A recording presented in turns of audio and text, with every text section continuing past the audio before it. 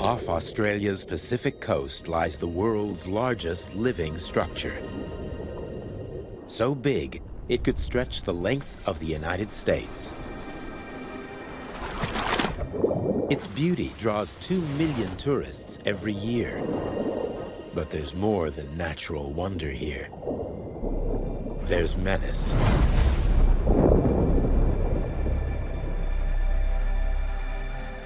Everywhere around the world, we see the Great Barrier Reef as a tropical paradise. In reality, it's a danger to ships and to seafaring. What is the reef's mysterious role in the loss of Australia's Titanic? The damage that I saw was unlike anything I've ever seen on the reef before. What happens on board a doomed 18th century warship? What you're investigating was certainly the end of someone's life. And can a deep dive to the last unexplored stretches of the reef reveal the secrets of its birth? That moment was like, wow, right, what have we discovered?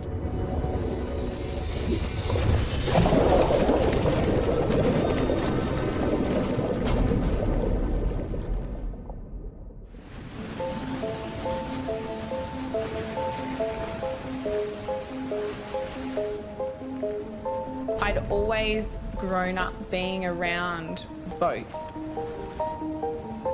My granddad was very keen on telling me many tales about missing ships and famous sailing ships from history. Close to 700 ships have been wrecked or have disappeared within Australia's Great Barrier Reef. Today I'm heading out to the wreck site of one of the biggest maritime mysteries in history, the sinking of a ship called the Yongala. Now what we know is this.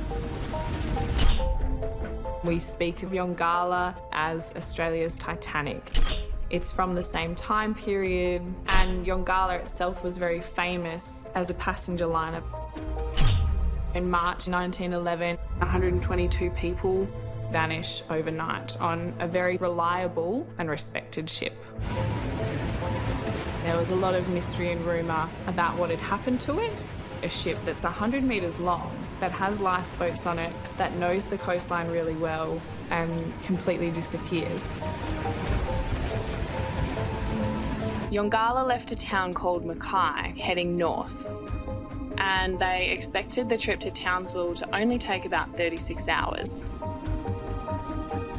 On departure, the weather was really good, but the last known sighting was by the lighthouse keeper on Den Island.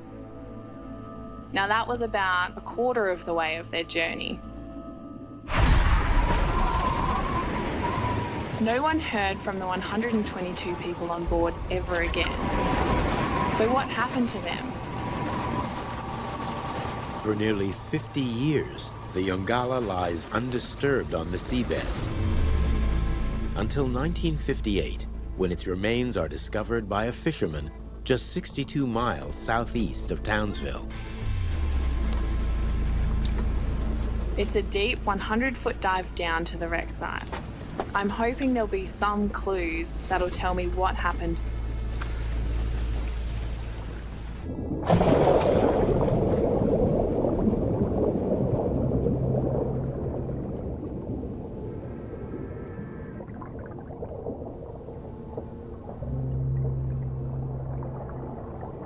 The Great Barrier Reef has this beautiful danger to it that is almost trying to trick you at every turn.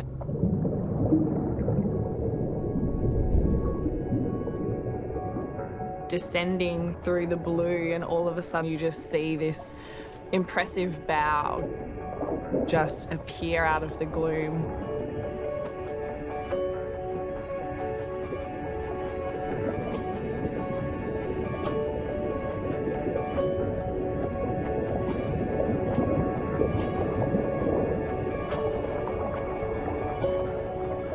If you just look at the ship as a whole, it almost looks like it literally just sank gently to the seafloor and tipped over onto one side.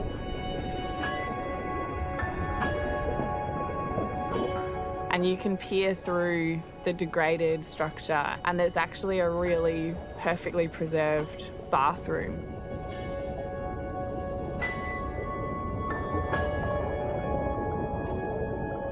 When you look at this entire 100-metre long, very intact hull sitting on the sea floor, there's no damage or degradation in any way. There really isn't a whole lot of evidence to it hitting a rock or a reef. But I did find something unusual near the bow, and it's a bit of a mystery. There's a large kink running from the middle of the hull all the way up to the deck. This had to have been made by a tremendous force.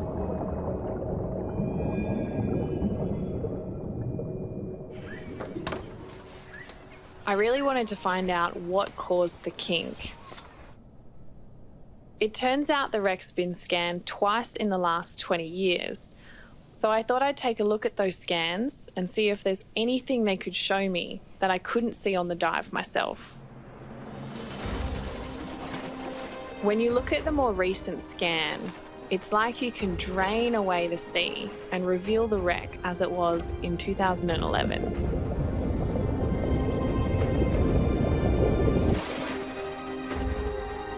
There's the bow, and the scan makes it look even more clear than you could see on any single dive. And here's the buckle in the hull. But when Maddie looks at the earlier scan from 2004, That's when something strange happens.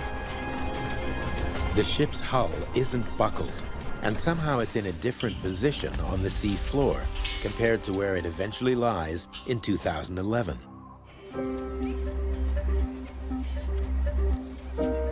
The damage I saw on my dive can't have been anything to do with the Yongala sinking.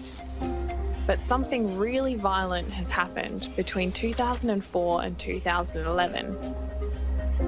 Something violent enough to bend the hull and shift the ship on the seafloor. To make sense of the mystery, Maddie examines the data with marine ecologist Andrew Baird. There's some great visual shots of Yongala from multi-beam remote sensing data and some research that has come out quite recently. Yeah, right. You know, it doesn't really look like anything has hit it. There's no sort of impact damage. And when were these two images taken? The first one is 2004, and then the second set is actually 2011. Right. 2011 is a memorable year for Andrew. There was a big cyclone then, maybe 1 in 100-year event. Cyclone Yasi has escalated into a Category 5 cyclone. This is the most serious and destructive cyclone that you can have. Yasi was really the only one that's ever scared me.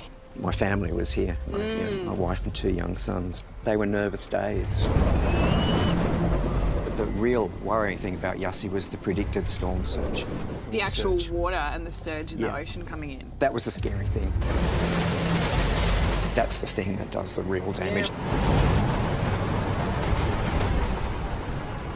I reckon what happened is that the cyclone has generated waves which has excavated underneath the wreck, and then it's probably collapsed into it. Yeah.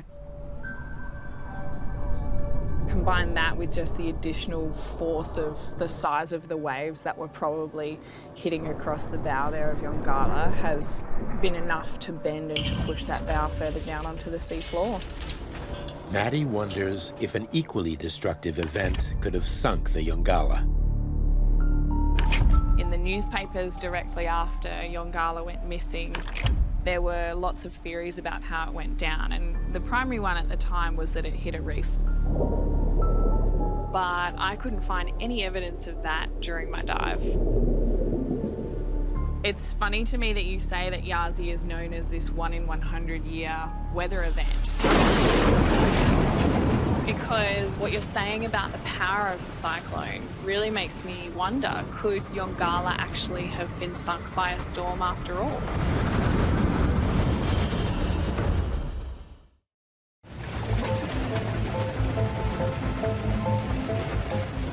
The Yongala could be sunk by a storm, but there's a problem with that theory.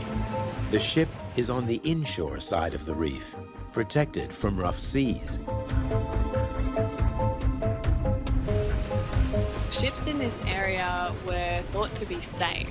I mean, it's not called the Great Barrier Reef for nothing.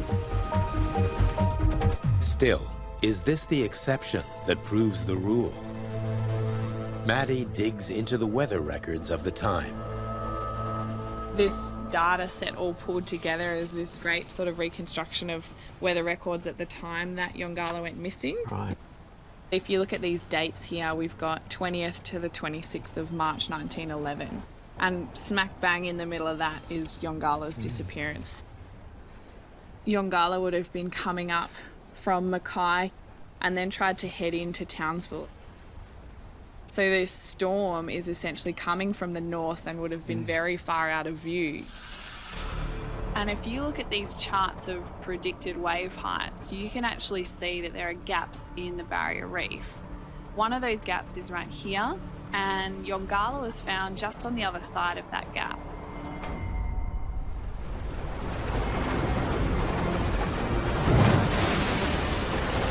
So now, Maddie can piece together the final hours of the Yongala's journey.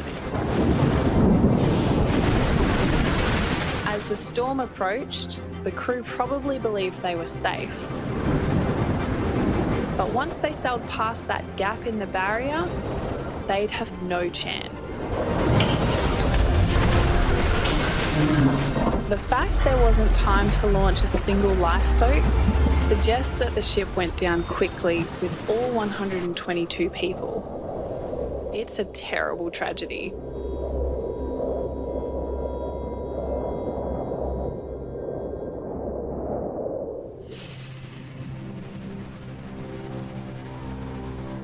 When the Yongala sinks in 1911, little is known of the Great Barrier Reef's intricate structure above and below the surface. Even today, much of the reef's layout remains a mystery. One man is on a mission to fix that, a mission that will take him decades to achieve. 80% of the world's oceans, we have no data. It's just a blank. The moon is 100% mapped. We know every nook and cranny, every crater. Same with Mars. We want to understand better the deeper parts of the Great Barrier Reef, looking at the seafloor, mapping it. The Falkor is the first ship that has really done that in the Great Barrier Reef. It's really thrilling.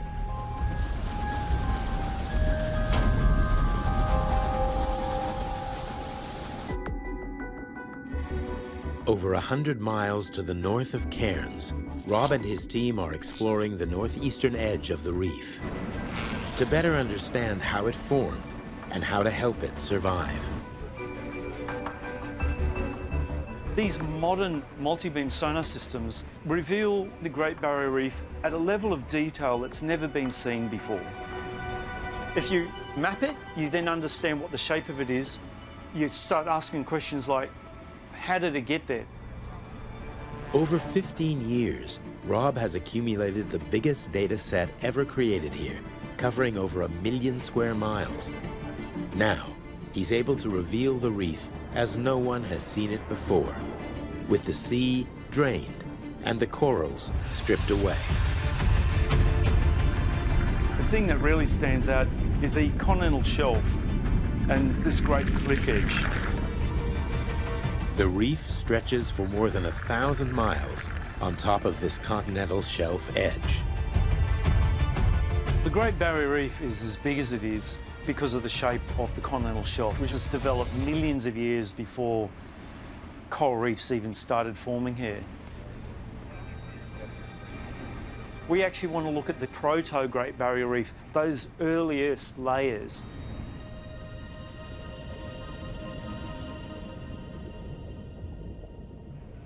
In the deeper Great Barrier Reef, beyond the shelf edge, in waters deeper than 100 metres, there's virtually no research done. For us, that is the real frontier.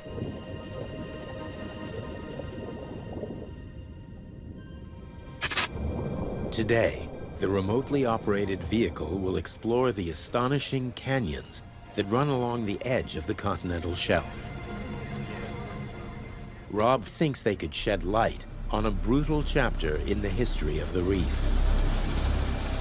So now, he's on a mission to find out how these canyons formed. On our very first 3D mapping line, instead of seeing this flat seafloor, it was this complex series of canyons. That moment was like, wow, right, what have we discovered? We're actually on what we call the middle part of this canyon. So we're down at about 600 metres.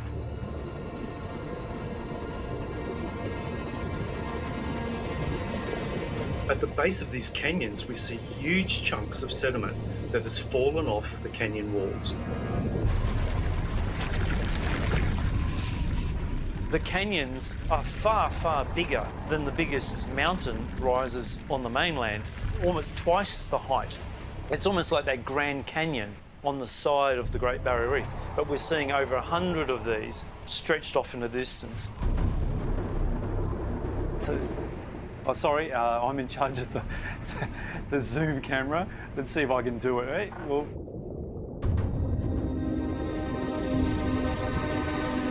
wow, everything's so steep.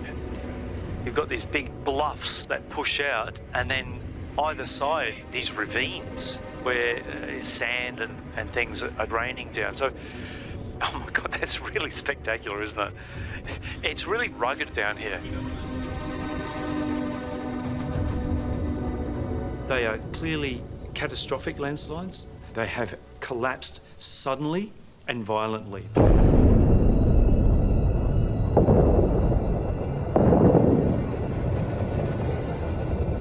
Contrary to the idea of the Great Barrier Reef as this beautiful, colourful, animal-filled ecosystem, in fact, it has a very long geological history, and some of that history has been quite violent. And the dangers of the reef extend well beyond the menacing complexity of the continental shelf. Massive reef structures form when billions of tiny organisms, called polyps, grow a rocky skeleton. The shelf provides an ideal habitat for coral reefs to explode into life. The right depth, the right water quality, the right temperature. And then suddenly we have the world's biggest coral reef ecosystem. These coral structures grow all the way to the surface, where they become a deadly obstacle to shipping. For example, the reef's most famous victim, a ship that plays a key role in one of the most dramatic maritime sagas of all time.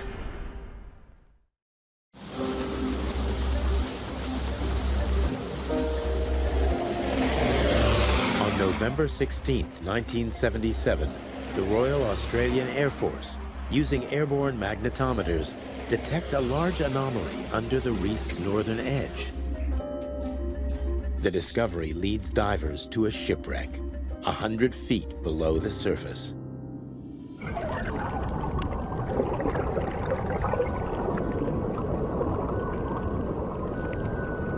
For me, it's one of the most fascinating wrecks anywhere on the reef. Over 16 years, there were 9 different underwater surveys and excavations of this wreck.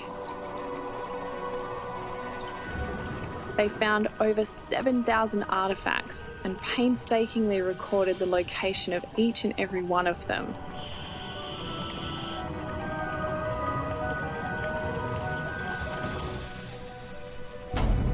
But one mystery remained. What ship was this? And how did it end up here? As a maritime archaeologist, you hope that there'll be that one clue that really gives you the answer. This object, found on the site in 1977, is a pintle. This attaches the rudder to the rest of the ship. The rudder fits in here and goes all the way up. On the side here, it's actually upside down. Someone has printed in the number 24 That means that this pintle was destined for a ship that carried 24 guns. Sitting on the top is the word Forbes. That's the name of the foundry that made this copper alloy fastening. And we know from historical accounts that Forbes supplied material like this to the British Navy in the late 1700s. And we can actually narrow down the exact shipyard. That lets us know for sure that this shipwreck we're looking at is HMS Pandora. HMS Pandora is actually the lesser known half of one of the most famous stories in our maritime history.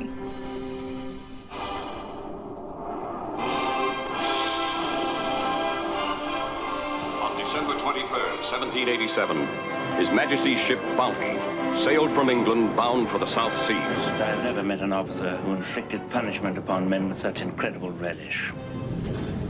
According to records, the Bounty's mutineers seized control of the ship, setting the captain and 18 loyal crew adrift in an open boat. Then HMS Pandora was sent after the mutineers, really to make an example of them. That you did not cross the British Navy, and so Pandora was sent well armed and well equipped with twice the crew to chase them down across the Pacific. The British Navy managed to find 14 of the mutineers in Tahiti and actually put them into a makeshift prison, Pandora's box, on the stern of the ship. The ship's captain sets his course for Britain and heads toward the Endeavour Strait. But somehow, the Pandora ends up on the bottom of the ocean, 75 miles off the Australian coast. What happens to it and its cargo of imprisoned mutineers? I always make a point of examining every find and every detail. You never know where you'll find a clue. What we have here are the remaining parts of a syringe. Right. Maddie examines the Pandora's artifacts to see what they can tell her about the ship's final moments. To me, that looks like a brush of some sort. Yes. In the back of your mind, you always remember that shipwrecks were always an event or a tragedy, and what you're looking at and what you're investigating was certainly the end of someone's life. There we go. One thing in particular catches Maddie's eye. I think you're going to like this, Maddie. Really do. Can you see how it's a pretty sturdy padlock? Yeah. It's not the type of thing that you'd have on a chest or a door. It's far too big for that. Yes. It's how they found it as well. Yes. So if that's exactly how it was found, then it's also actually open and sitting open. It's almost like a fracture. This is damage before the ship sank. Yeah. That's not deterioration underneath the water or anything. You could surmise then that that's someone trying to break this padlock open. Yeah, correct. The evidence of damage pre-conservation to this object gives us a clue, and it's probably the best clue we have, or the evidence of the mutineers trying to break out of that box as Pandora was sinking. The prisoners are desperate to avoid going down with the ship, but the padlock still doesn't explain why the Pandora itself sank. Maddie trawls the archives of the previous surveys for clues. What I'm looking at here is a photo mosaic. It enables you to pick out what exactly I'm looking at on the seafloor. The images help Maddie to visualize exactly what's lying there, both above and below the sand. The seafloor is flat sand. You can make out a few of the bigger items, like cannons, but not much more. But if you could remove the sand, you'd find that nearly half of the ship remains in good condition. It's likely the missing parts of the ship were gradually eroded over hundreds of years.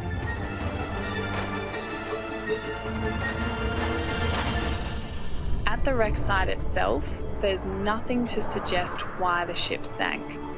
But just 150 feet away is a big clue. A coral reef stretching upwards 80 feet, nearly to sea level. The jagged edge of the Great Barrier Reef. To access the very latest data from the surrounding underwater topography, Maddie visits Robin Beeman.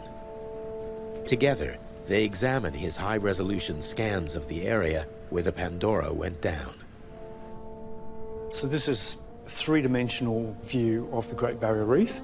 Awesome. In my head, I'm picturing this old map, and it logs Pandora coming straight across from the Pacific Islands, literally beelining for this point in the reef. You're just about to arrive in a very difficult part of the Great Barrier Reef. It's almost like everything is coming into this. Yeah, this they're driving point. straight into a... It's like a funnel. It seems obvious that you would go for it because this is where the deep water is, but in fact, everything's driving you into this maze.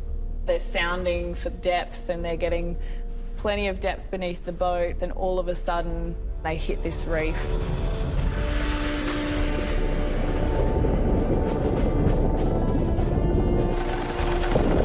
I very much doubt they would have had any inkling that they would have even seen these reefs. Yeah. There is no escape. It's pretty vicious that it took a tilt and cannon crushed people and masts fell down and crushed people. Really? According to the survivors' accounts, it stayed afloat overnight, but the next morning it sank. And it sank within minutes, and they must have broken the lock to the box because of the 35 people who drowned, only 4 of them were mutineers. When you see it peeled back like this, I think barrier is probably one of the best words for it, and that they were literally heading into something they could probably never safely navigate. In the 2 centuries since the Pandora's demise, the Great Barrier Reef has sent 700 vessels to the sea floor. Many are victims of the lethal complexity of its corals. But what made it like this? To find out, Rob Beeman is on a mission to retrieve some of the world's oldest corals from deep beneath the ocean's surface. Rob Beeman is back aboard the Falkor. His team's ROV is prepared for its mission to collect rare coral samples from parts of the reef that are so deep they've never been seen before.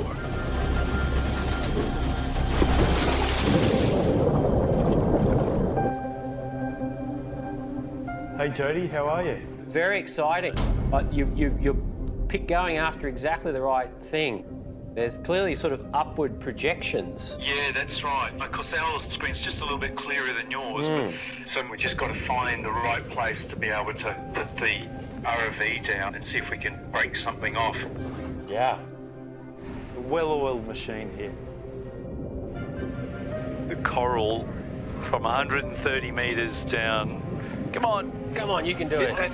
Here we go. There we go. Well done. Yes. Good. See, what I like about this piece, Rob, is how white it is, which is an indicator, hopefully, that we've got potentially a piece of that original coral framework material, that building block of the reef. Yeah. So that was good. That was great. Yeah. I'll just pass that to the pilots. Yep, thank you very much from Jody. That is perfect.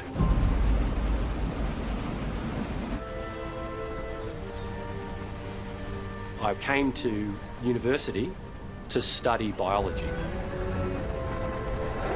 I took Bachelor of Science, got to do mathematics, had to do chemistry, and you had one other choice. Geology? Oh, okay. What's that?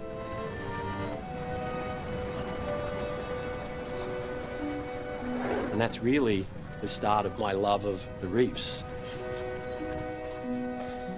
My wife calls me the dead coral reef guy. And I like to tell my students, and my kids in fact, that corals are in the same grouping as jellyfish. The difference being is that they're able to build their own homes or skeletons. These limestone skeletons are what make up a coral reef.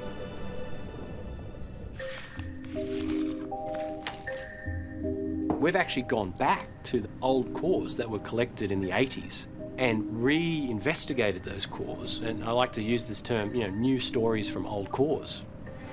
One of my burning questions is to understand the timing and what the environment was like leading up to the turn-on of the Great Barrier Reef. Looking at these fossil reef cores and the mapping data is our way of taking a time machine and going back to the past. In this particular sample, we can see one coral, then another coral, and another coral growing on top of each other. Each layer representing a period of coral growth and then death, and then another coral growing on top. And we know that reefs are in this constant battle of construction and destruction. What combination of environmental changes came together to stop the growth of the reef? The coral reef death appears to line up with something pretty amazing. The cycle of the ice ages. During these ice age periods, water is locked up in the ice sheets, and that of course causes sea levels to fall. What we're seeing is essentially the reef being exposed and becoming dry land, and of course it dies and becomes limestone.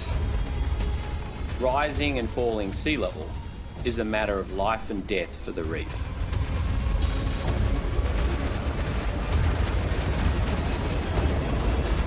According to Jody's data, sea levels undergo a massive rise and fall at least 6 times over the past 600,000 years. Each time, the Great Barrier Reef dies off and then grows back. One of these major changes happened about 20,000 years ago, and that's after the first humans settled here.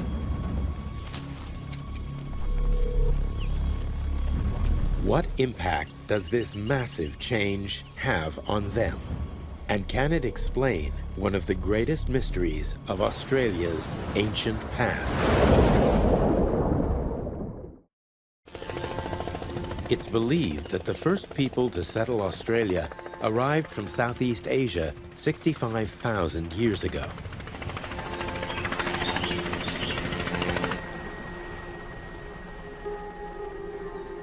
We've been here for a long time. 2,500 generations. That's a hell of a long time. This is during the last ice age, a time when sea levels are very low. Large communities live for generations in areas that are deep underwater today. And the stories from that time haven't gone away.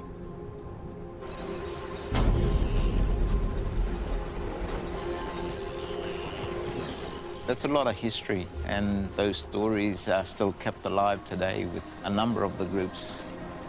In my group, which is Yidinji, but also the many other tribal groups that live by the sea and call the Great Barrier Reef their home. It's in your blood, you can't take it away. If you've lived on the reef, it's part of your culture, it's your spirit is on there. A lot of our songs are like Western science books, in a sense. They're chapters about a certain part in our history and in time.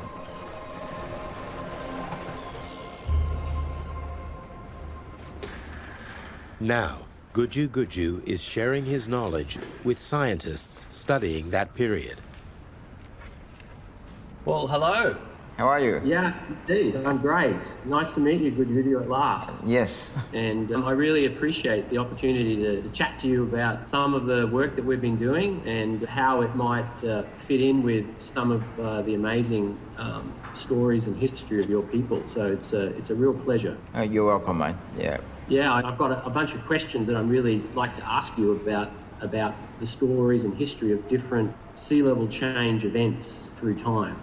Well, the drop and fall is related to what we say in our story time about the spearing of one of our sacred fish. And in regards to that, the tail and the wings of them actually making the sea level rise and fall. So there would have been a constant of that while this was going on. Yeah, I heard that story and I had just interpreted it as just the sea level rising. Yeah, so like we do have a story of a whale actually being stranded. Oh, is the whale stranded on the beach or on a cliff? No, it's actually now a mountain. It just used to be land. Our people would have been out there hunting. The ecosystem there would have been amazing. You know, megafauna around there. Large lizards, crocodiles, wallabies and kangaroos, big iguanas as well.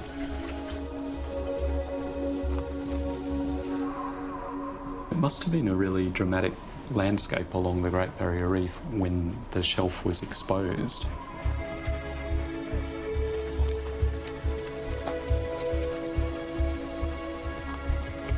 For thousands of years, people live on what is now the seabed for the Great Barrier Reef.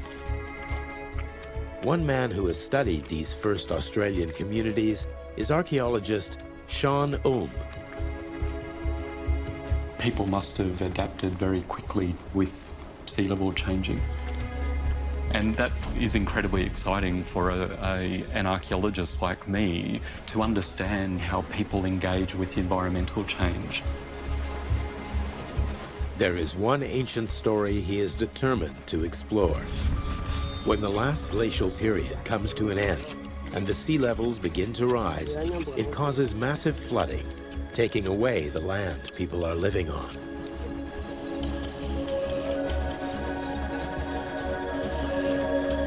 There was stories that were told about how a man by the name of Wunya and his wife had seen the oncoming water rising, and they started to heat up rocks and started to throw them into the water to try to make the water recede.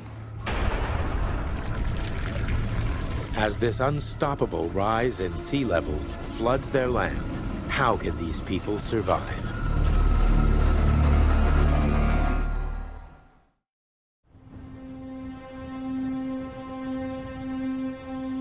Lizard Island is about 35 kilometres offshore of the modern coast. Places like Lizard Island are the tops of drowned mountains that were created when sea level rose.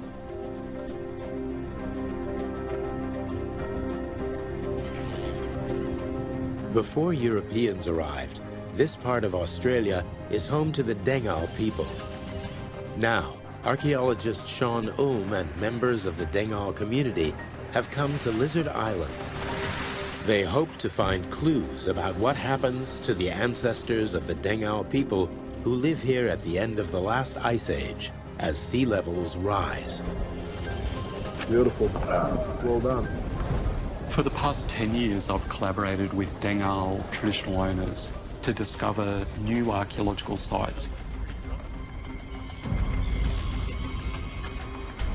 Can't believe it, I'm back on country. Already changes, eh?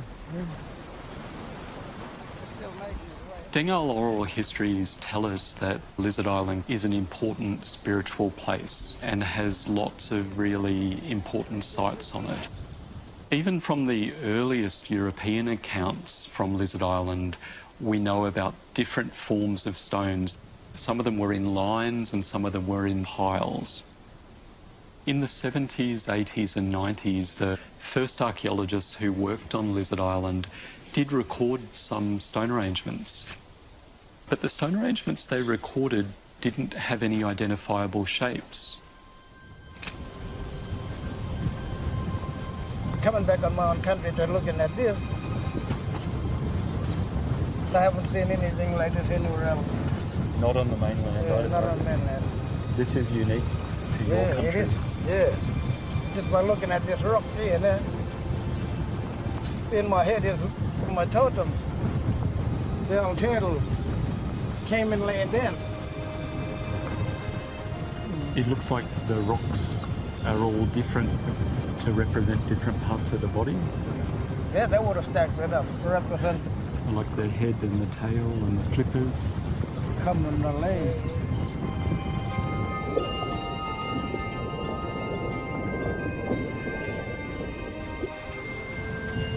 There's more sightings over there. And as you come down on the bottom of the hill there, there's more sightings around that area. Over the last 2 years, we've recorded over 1,000 stone arrangements. We've discovered extraordinary animal shapes. It's an important clue that something very significant was happening on these islands. But that's not all we found. We were very lucky that there was a Dengal campsite which consisted of a lot of Great Barrier Reef marine shellfish. It's a little clam. It's a clam, a small one. We ran a ground penetrating radar over here, and the shell goes all the way up there too. Must have been a big camp here. I reckon. Would have been a big camp.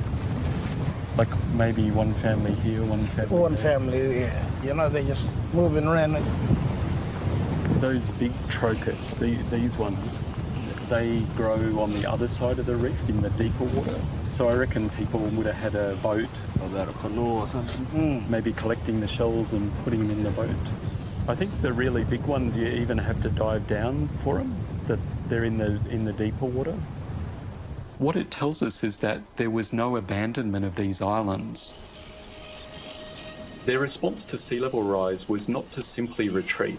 The evidence suggests that people used canoes to continue to travel to these islands over vast areas of ocean. And the construction of thousands of stone arrangements show these last parts of their now flooded country took on very special significance. Dengal elders still speak of these ancient events. There's a story that we know. They used to come across on a calm weather on a canoe from the mainland for a ceremonial practice, sometimes weddings. And what sort of boats did people have? It would have been a longer canoe, bigger canoe to come across here. Wouldn't be a smaller one. And could go anywhere they wanted? Go anywhere they wanted. They'd come down with their canoe and do trading along the coast. Yeah. They traded with the seafood. There was a lot of trading happening in those days. Yeah. And their canoes, with their shallow drafts, are far better suited to navigating the reef than later European ships like the Pandora. The Great Barrier Reef has this extraordinary history. And what Indigenous histories tell us is that people seamlessly adapted to those dramatic changes in the landscape. Once again, this landscape is changing. The reef is clearly in danger, but we shouldn't lose hope. So over these geologic timescales, the reef has shown this remarkable capacity to die and re-establish itself. And the issue now is the rate and pace of change. My hope for the Great Barrier Reef is that it's there for the next generation and the generation after that. It's been down there for thousands and thousands of years. We want to be able to manage it in the way our old people did and still keep that reef alive and the stories alive.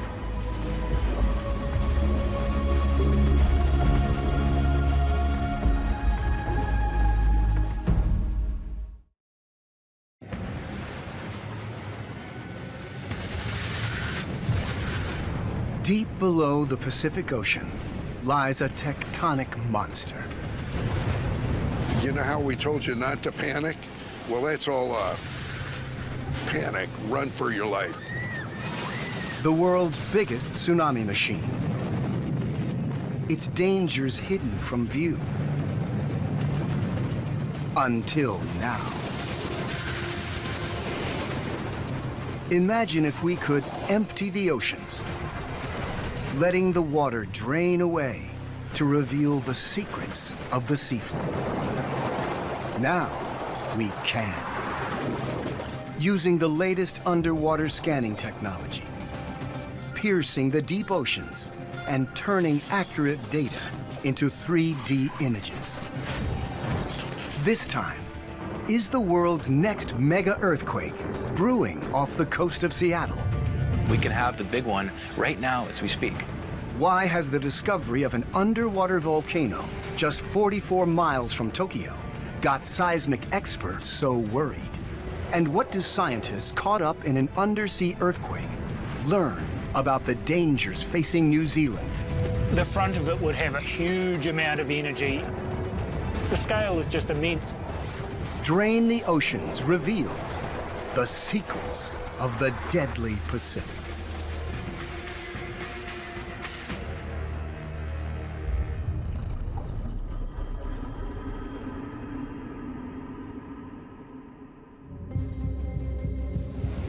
The Pacific Ocean, the planet's largest and deepest. 500 million people live around its coast. But deep beneath the waves lurks a terrifying monster that threatens all of them. The planet's largest and most dangerous seismic zone. The Ring of Fire. 90% of all earthquakes strike here. And when they do, the consequences are devastating.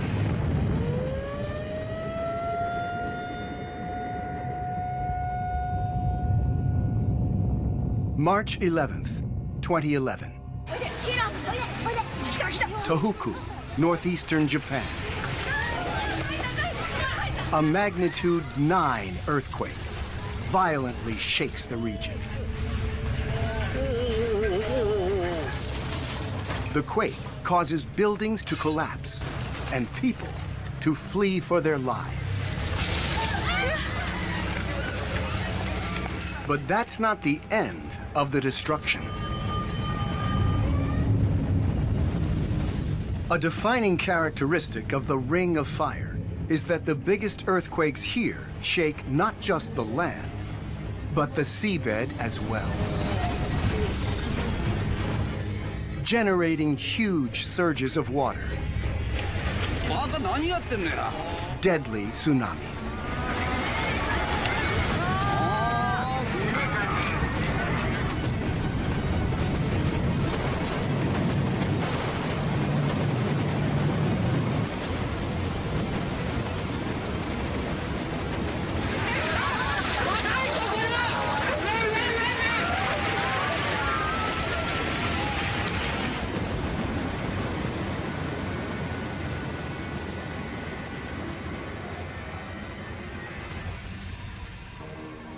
In Japan, almost 16,000 people are killed.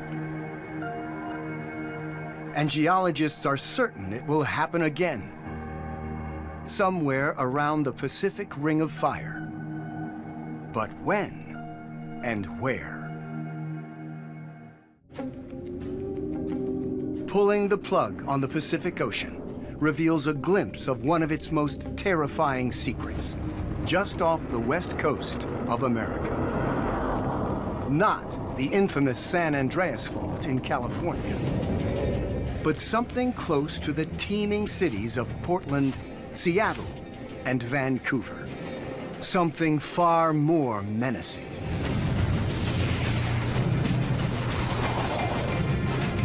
It's known that it's an active structure. It could happen now, and that's truly the source of fear.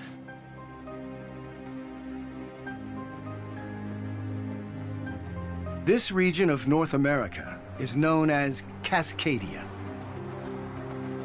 one of the most beautiful and peaceful in North America.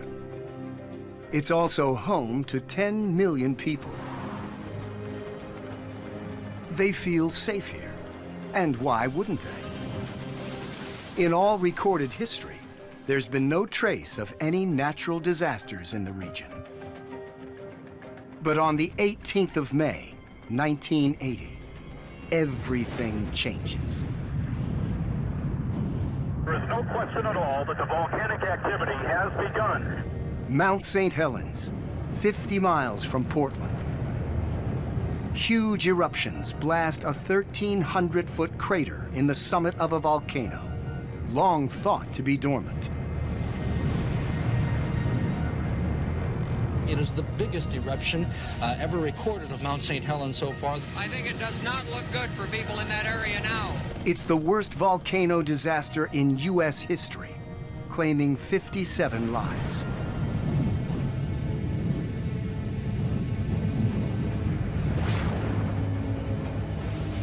Scientists are now forced to ask a tough question. Is it scaled to look at tsunamis? Does the eruption of the supposedly inactive Mount St. Helens mean the 10 million inhabitants of Cascadia are now sitting on a seismic time bomb that just started ticking? To find out, scientists launch an urgent investigation on land and deep under the sea. Off the coast of Cascadia, the latest scanning technology reveals something extraordinary and terrifying. Based upon their exact data, for the first time, we can pull the plug on the Pacific Ocean to reveal their shocking discovery. As the water drains away, a vast world no human has ever seen before is laid bare. For mile after mile across its heart, the Pacific Ocean floor is a vast, flat, featureless plain. Until suddenly, the landscape changes. Here, just 150 miles from the great cities of the Pacific Northwest, a dramatic transformation takes place, revealing a fractured, broken seafloor. Brooding, menacing. One of the best analogies I can think of is looking at the front end of a car that's been in a head-on collision. Dented and corroded and corrugated into this complex mess. The scale of this geological fender bender is truly epic. Colossal cliffs, almost twice the height of the Grand Canyon.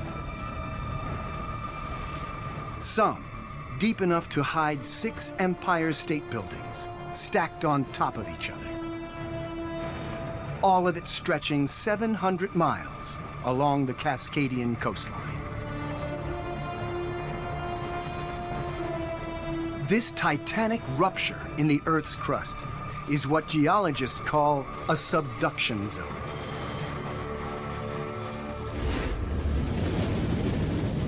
At the core of our planet is a boiling cauldron of molten iron, surrounded by a thick mantle of rock. That outer crust is divided into huge tectonic plates that are constantly in motion.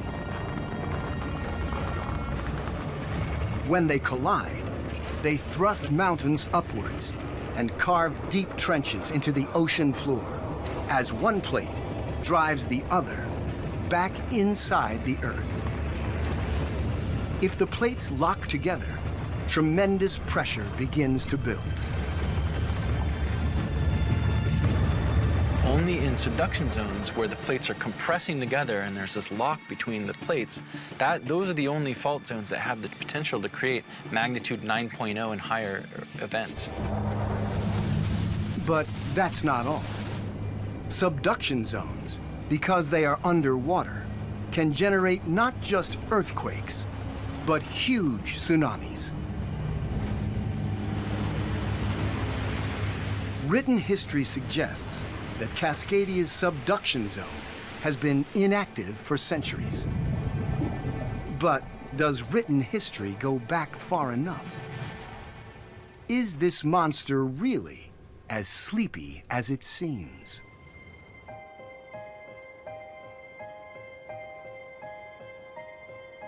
Scientists scour the landscape around Cascadia in search of answers.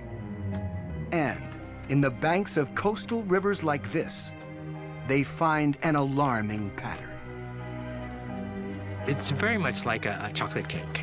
You slice a chocolate cake and there's a layer of brown frosting, and then down below there's another layer of brown frosting, and the Washington coast looks very much like that. But there's nothing sweet about these layers of peat and sand. Each of these buried soil layers on the Washington coast reflected times when the coast had been jerked downwards by the occurrence of an earthquake. In the layers of peat, David Yamaguchi and geologist Brian Atwater unearth evidence of seismic devastation stretching back over thousands of years. Quakes that scarred the entire coastline of Cascadia. The question now is, when was the last one, and how big was it?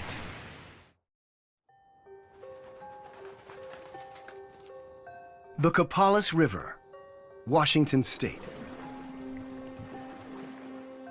Scientist David Yamaguchi is on a quest.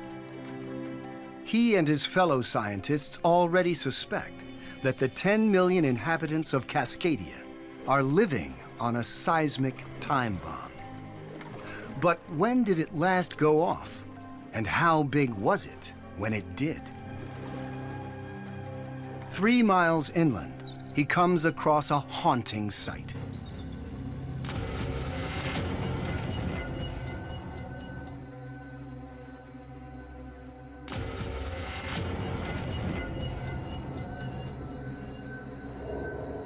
This is what's left of a once mighty forest of red cedar and spruce trees.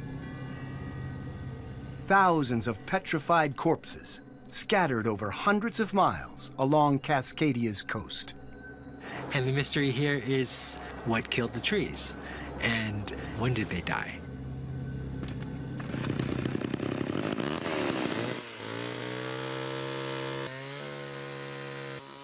Sampling dozens of the trees, Yamaguchi analyzes their age rings, and what he finds is a new mystery. The trees were fine and healthy in 1699. Then the following summer, the trees that would normally have produced another annual ring were nearly all dead. What happened to kill an entire forest in one instant? Another scientist thinks the answer could lie deep in the geological car crash of the Cascadia subduction zone, just 100 miles away.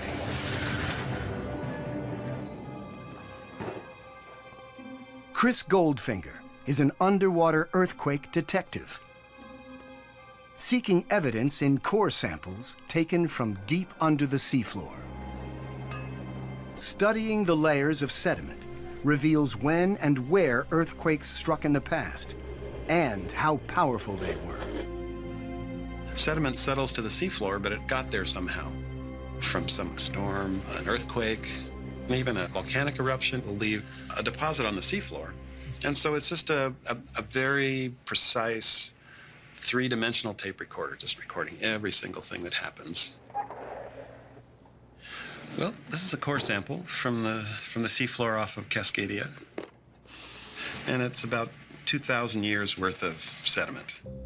In the middle of the sample, dating to roughly 300 years ago, Goldfinger finds the classic signs of a large earthquake. Well, in fact, the shells like this turn out to be shallow water fossils, but this is a deep water core. So these things were carried down from shallow water to deep water. What this points to is a fairly dramatic kind of event. That dramatic event was an earthquake that triggered a vast underwater landslide.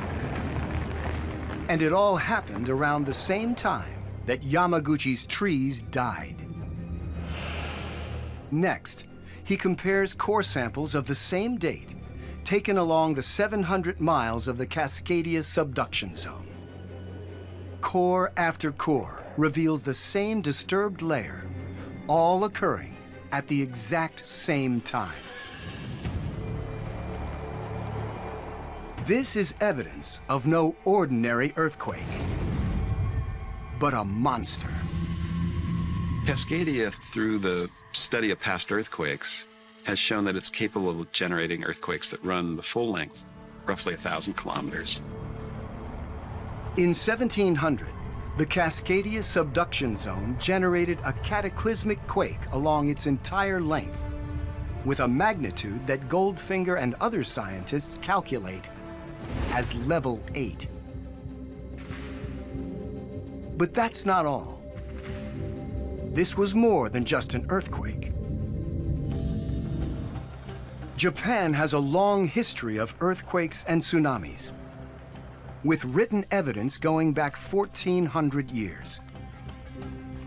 Among these historical records, in accounts written by samurai and merchants, researchers uncover reports of a 16-foot tsunami that arrives from far out in the Pacific.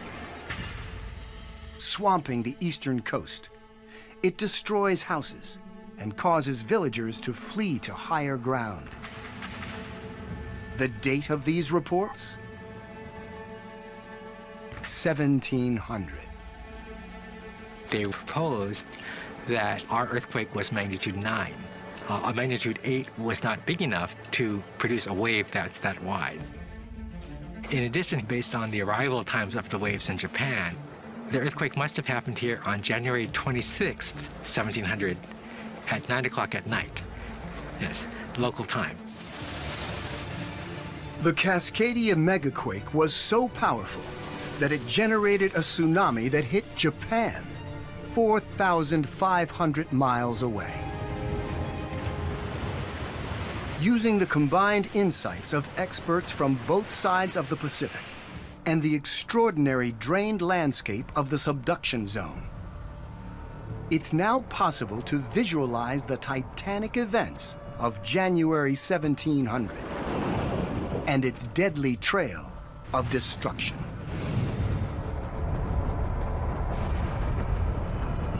The entire subduction zone shakes very hard. The ground motion is big, and it's over a big area, so it's going to shake a lot of sediment loose.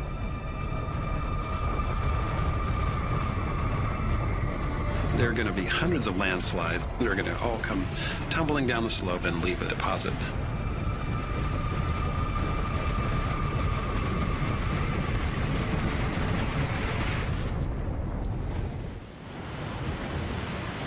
The quake also triggers a huge tsunami, which smashes into the coast of Cascadia, flooding the land with seawater, including the red cedar forest and everything else in its path. Although there is no written history of the 1700 earthquake and tsunami in Cascadia, native peoples of this region do hold haunting memories of these terrible events. The First Nation peoples had oral histories about the Great Battle of Thunderbird and Whale. It had a lot of shaking of the ground, washing away of villages. The great Thunderbird finally carried the whale to its nest. There were a shaking, jumping up, and trembling of the earth beneath, and a rolling up of the great waters. Once these stories came to light, the Native Americans essentially said, "Why didn't you just ask us? We knew all about that." The story had a moral, and the moral was, don't build your village too close to the beach. But evidently, no one was listening. Today, 10 million people live along the coast of Cascadia and in the cities of Seattle, Portland, and Vancouver. And the question is, how likely is it that the monster will roar again? It's not at all like a clock, but the average time between the earthquakes is on the order of 400 years. If the Cascadia subduction zone repeats its 400-year cycle, then its next megaquake could be imminent. We know the strain is building, and we know one day it's going to be released, and that could happen any day. So, what will happen when the monster wakes? In a subduction zone earthquake, energy is stretched out, not 10 seconds or 20 seconds, more like 3 minutes. The shaking's not incredibly violent, but it lasts for a long time, and it's a very long rolling motion. For tall buildings, that's not good news. With buildings collapsing and infrastructures shattered, it will be hard for the population to escape from the coastal area. The worst place to be trapped. You know that if you get a giant earthquake, you better assume you're about to get a giant tsunami. The tectonic plate's sudden release of pressure forces a massive swell in the ocean above. So the wave height initially might only be a couple of meters, but it might be 200 kilometers long. And it heads out at the deep water wave speed, which is very fast. So it's jetliner speed, 500 or 600 miles an hour. Everything we've seen in Japan, we can expect basically the exact same thing in Cascadia. 30 meters of water rushing in at 10 meters a second kind of velocities. It just scours everything off the surface of the earth. Within 20 minutes, the tsunami will approach the coast of Cascadia. When that wave starts feeling bottom, like all other waves do, it gets compressed from 200 kilometers down to a kilometer or two. It's like an enormous tide happening very quickly.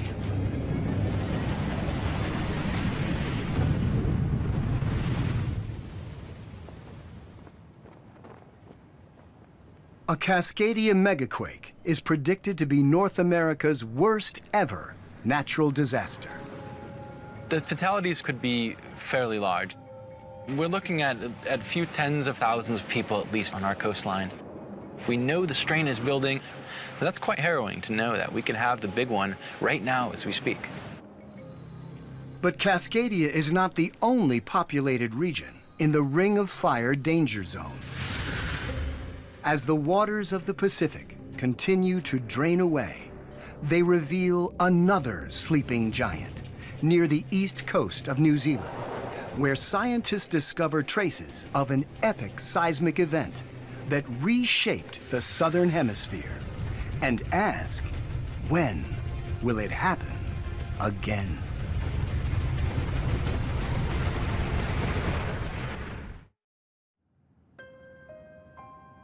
The islands of New Zealand lie directly on the Ring of Fire. Small earthquakes shake the ground here every week.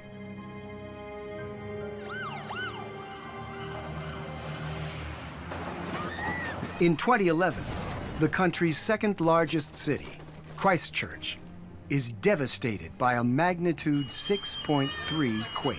I can confirm that there have been deaths, killing 185 people.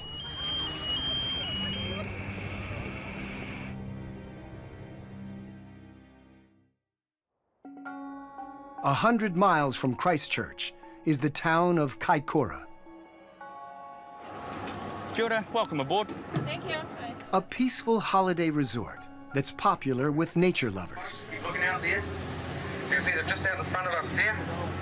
Its deep, nutrient-rich waters entice whales close to the shore. This is the beautiful country. That is awesome to see, folks. While these leviathans are Kaikoura's star attraction, geologists now come here for a very different reason. New Zealand's geologists constantly monitor the threat posed by the faults and fissures that run under the islands, trying to discover where the next big quake might strike. Ground surveys can help, but investigating under the waves has always been a challenge. Until now, because the latest multiple beam sonar technology is opening up a hidden world. It's multiple beams of sound energy being released from the instrument on the vessel, and we time how long it takes for that beam to come back. We do what we call mowing the grass, and we're just collecting this continuous image of what the shape of the seabed is.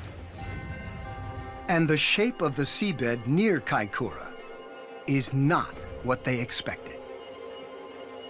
As the data comes in, it slowly reveals something astonishing and potentially lethal. Pulling the plug on the Pacific Ocean exposes the remarkable sight.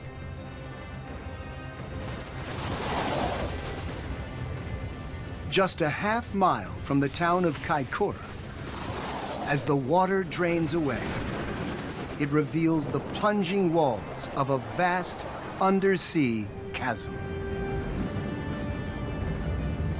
The Kaikoura Canyon.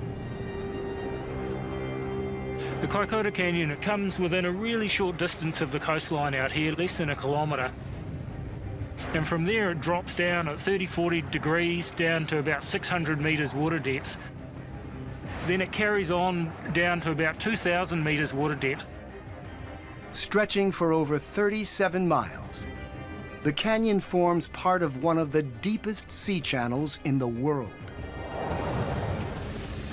The walls nosedive over 6,000 feet.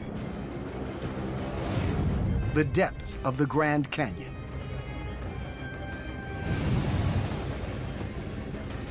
Geologists wonder at the immense geological forces involved to create such a huge canyon. But also ask themselves, does it pose a threat to those living on the nearby coast? Geologists know that landslides triggered by earthquakes in underwater canyons can generate lethal tsunamis. Could the Kaikoura Canyon do the same? On board the research ship Tangaroa, they investigate. Let's try it again, Mitch. Mitch. Using Perspex tubes, they gather evidence from the sedimentary layers on the canyon's floor, looking for signs of seismic activity in the past. Yep. And this is core 2.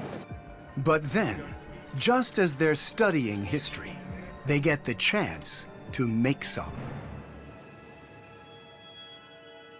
Midnight, November 14th, 2016.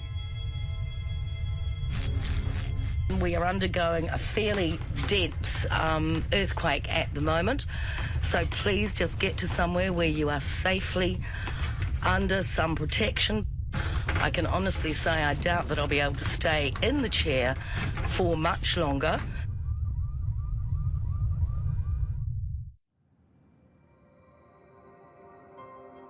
The 7.8 magnitude quake rips apart the Earth, creating giant crevices and billions of dollars of damage. Geologist Joshua Mountjoy has never seen anything like it. The key thing was that it just covered such a large geographic area and it was right on our coastline.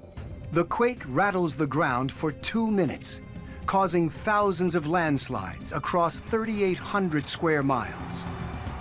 Just north of Kaikoura is the biggest. 800 million cubic feet has shaken to the ground, exposing a virgin cliff face almost a mile wide. Grass and tussock we're standing on was connected to that grass and tussock up there, and then the whole block slid right down to bring it down to where it is now. So this has happened during the earthquake. We call that co-seismic, and there's actually a fault line running through here that runs right down to the coastline. The shaking is so severe that it thrusts the foreshore of Kaikoura upwards by 3 feet in just 1 second. We look out here, we can see a whole lot of seaweed that's stranded above the tide line. Before the earthquake, that would have been down below the sea level. But Joshua Mountjoy isn't only interested in how the earthquake tears apart the land. As soon as the earthquake begins, he wants to know the effect it's having deep under the ocean, in the newly scanned Kaikoura Canyon. Mountjoy makes contact with the research ship Tangaroa, which is mapping the very far end of the canyon. We requested that they divert their energy to focus on doing some earthquake response.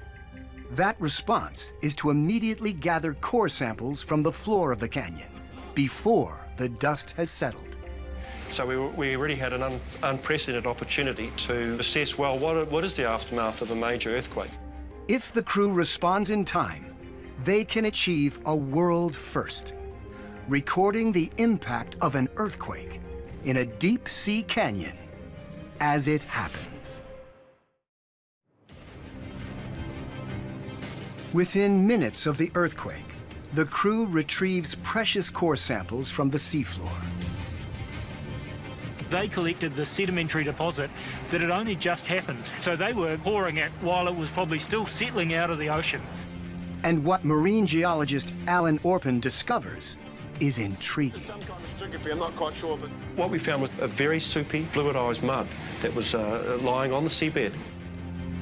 As we moved south, what we found was compelling evidence, core after core, for a thickness of material that had spilled down through the channel. The more samples they take, the clearer the picture becomes. The shaking of the quake has created a secondary and truly spectacular undersea upheaval. No one's ever been able to observe one of these huge landscape-scale canyon flushing events to show exactly what effect it had on the canyon itself. Using the data gathered by the crew of Tangaroa and the remarkable drained seascape, the impact of a large earthquake on a gigantic underwater canyon can now be visualized for the very first time. The seabed shudders ominously as huge tectonic forces power through the Earth's crust. This dislodges a top layer of sediment, becoming a gigantic canyon-flushing landslide.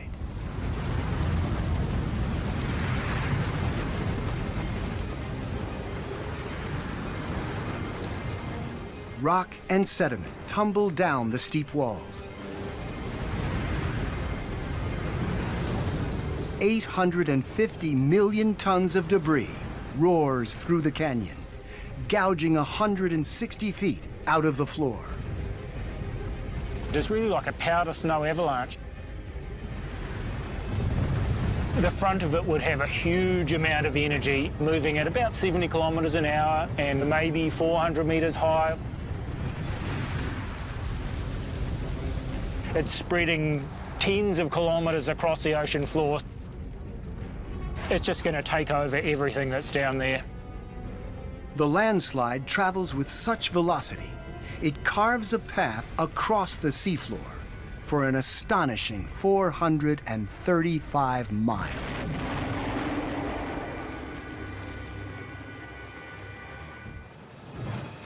A landslide of this ferocity has the potential to generate a tsunami that could devastate Kaikoura.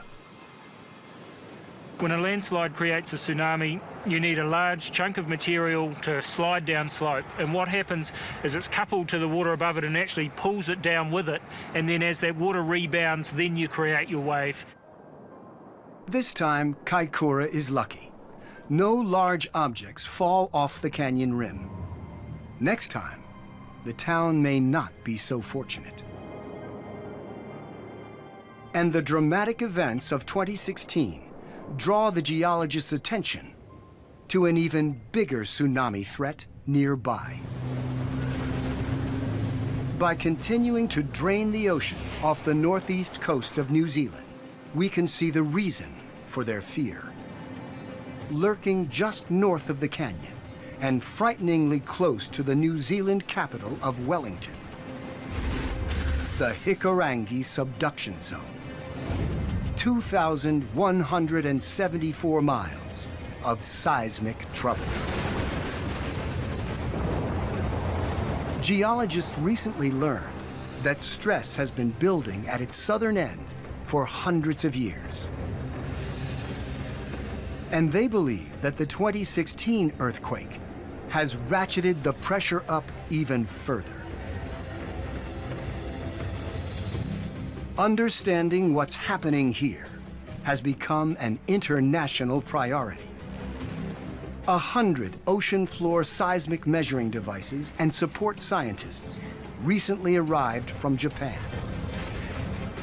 They're here to monitor and record the mounting stresses in the hope of discovering the true danger of Hikurangi.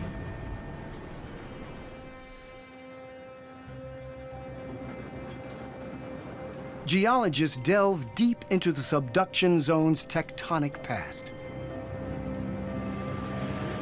And their results are astounding.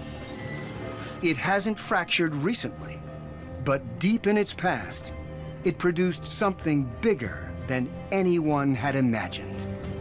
Now, using the geologist's data, it's possible to reconstruct, for the first time, a tectonic event that reshaped a hemisphere, the Ruatoria avalanche. Just 200 miles from what today is New Zealand's bustling capital, Wellington, the epicenter of one of the biggest seismic events in the history of the Earth. 170,000 years ago, the Australian plate is bearing down on its Pacific neighbor, grinding down everything in its path, even a towering volcanic cone 6 times the volume of Mount Fuji becomes collateral damage. The resulting seismic shock triggers an underwater landslide on a scale rarely seen, moving a swath of broken rock, the equivalent of 3/4 the size of the Grand Canyon.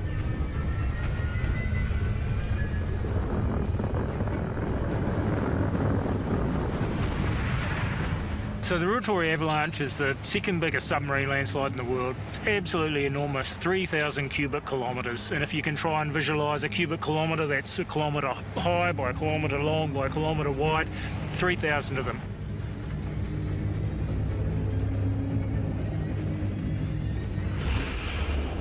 Nobody knows when the Hikurangi subduction zone will fracture again. But when it does, geologists estimate the tsunami wave from the megaquake will take only 7 minutes to reach New Zealand's capital city, Wellington, and its 500,000 residents.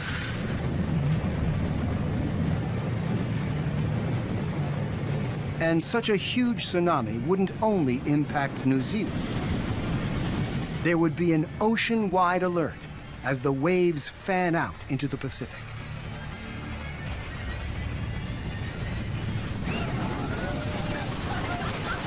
The last time a tsunami on this scale hit the southern arc of the Ring of Fire was December 26, 2004. Devastating 14 countries and killing 230,000 people. A terrible reminder of the power of the deadly Pacific.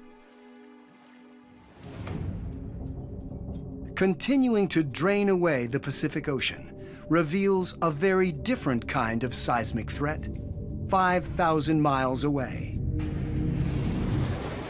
Right next to one of the most densely populated cities on the planet. Just 44 miles from bustling Tokyo, a mysterious underwater feature has scientists on the edge of their seats. The island nation of Japan suffers from its position on the Ring of Fire. The country accounts for about 20% of the world's earthquakes of magnitude 6 or greater. Its biggest city, Tokyo, has been hit by 9 mega-earthquakes in the past 95 years. But just 44 miles off the city's shoreline, geologists have recently discovered a new and very different tectonic troublemaker.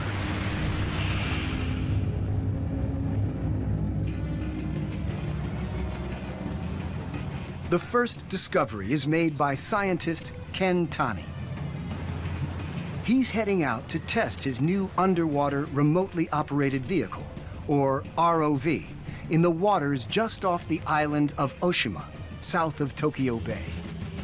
Until now, the waters here have been considered safe passage for one of the busiest shipping lanes into the port of Tokyo, with 400 vessels passing through here every day.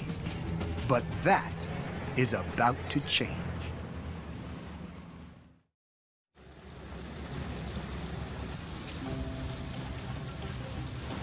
"44 miles from Tokyo Bay, Ken Tani prepares an underwater survey using an ROV. Passing over a rocky mound on the seafloor, he discovers something extraordinary. A seismic beast that has lain hidden for hundreds of thousands of years. Using Ken Tani's own data, draining away the Pacific Ocean reveals what is lurking below the waves.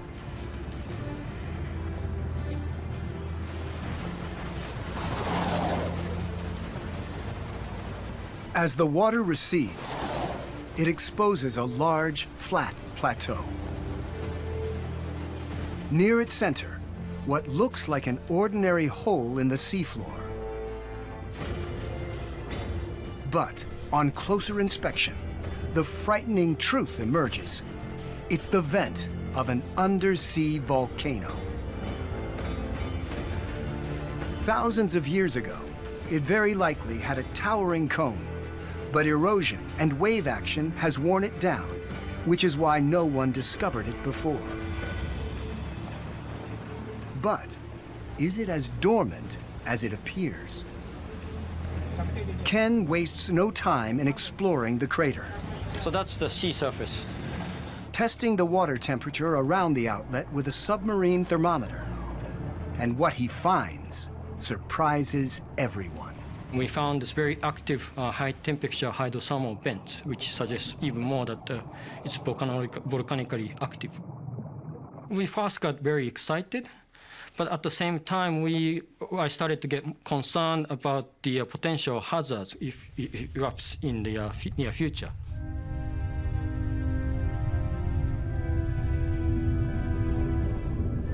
The smoldering undersea volcano is named Umurodashi, 44 miles south of Tokyo, placing at risk the lives of thousands of mariners in the shipping lanes above. In 1952, an underwater volcano like Umurodashi erupts 260 miles south of Tokyo. Superheated magma reacts with water to produce what's called a phreatomagmatic explosion, an underwater steam bomb. A nearby ship is engulfed in the explosion, killing all 31 on board. The big problem with the submarine volcano, it can erupt anytime, and even from a small eruption, if the boats were going above it, it can cause severe maritime safety issue. A stirring volcanic giant is not just a danger to shipping. A major eruption could send tsunami waves racing towards Tokyo. Population, 38 million. Even from a very small eruption, it can cause severe impact. Ken decides he needs to keep Umurodashi under surveillance. Nothing happens for 5 years. Then, when he returns to gather fresh samples, Umurodashi has another unpleasant surprise for him. Returning to the drained ocean floor reveals his next shocking discovery. In addition to the crater, 5 more volcanic cones. That's 5 more possible outlets for the volcano. Only one is currently active, but all could become so. And if the volcano keeps growing, Umurodashi could become an even greater threat by breaking the surface and spewing toxic ash into the sky.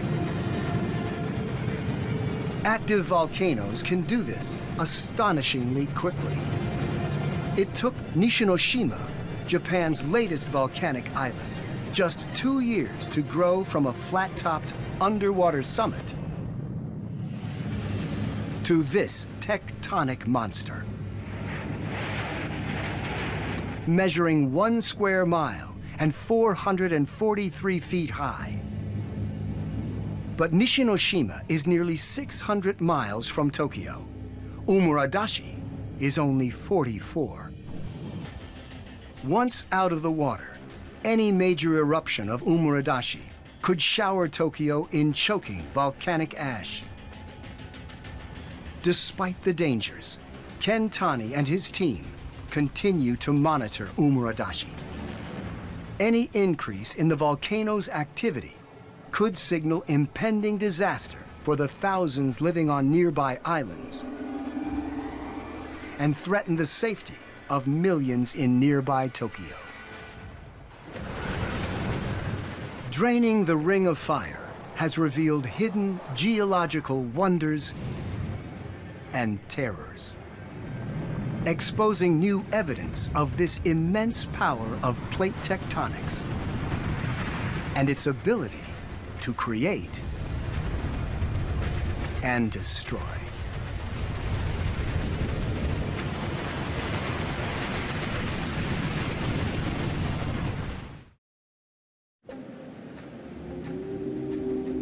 The China Seas. Ringed by the countries of Southeast Asia, these are some of the most fiercely contested waters on Earth. Beneath the waves, the shattered remains of epic battles. It's as if you took hundreds of ships and put them through a blender. Mysterious treasures and technological wonders, all hidden from view until now. Imagine if we could empty the oceans, letting the water drain away to reveal the secrets of the seafloor. Now we can.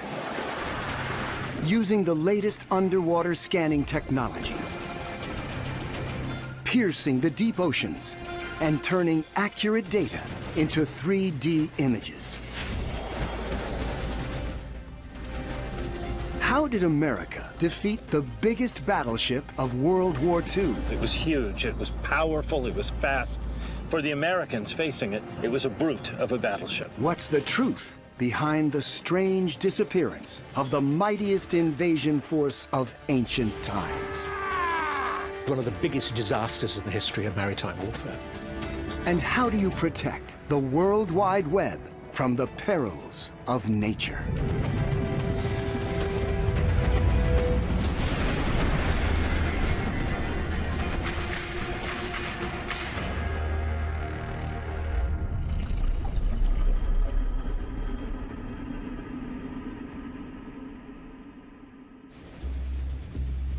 To compete or collaborate, trade or invade. These twin human instincts have defined the China Seas for centuries.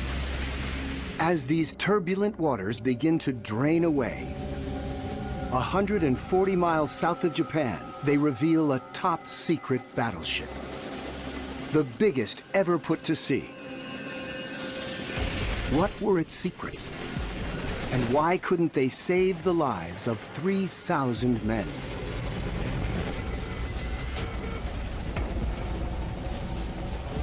October 1944.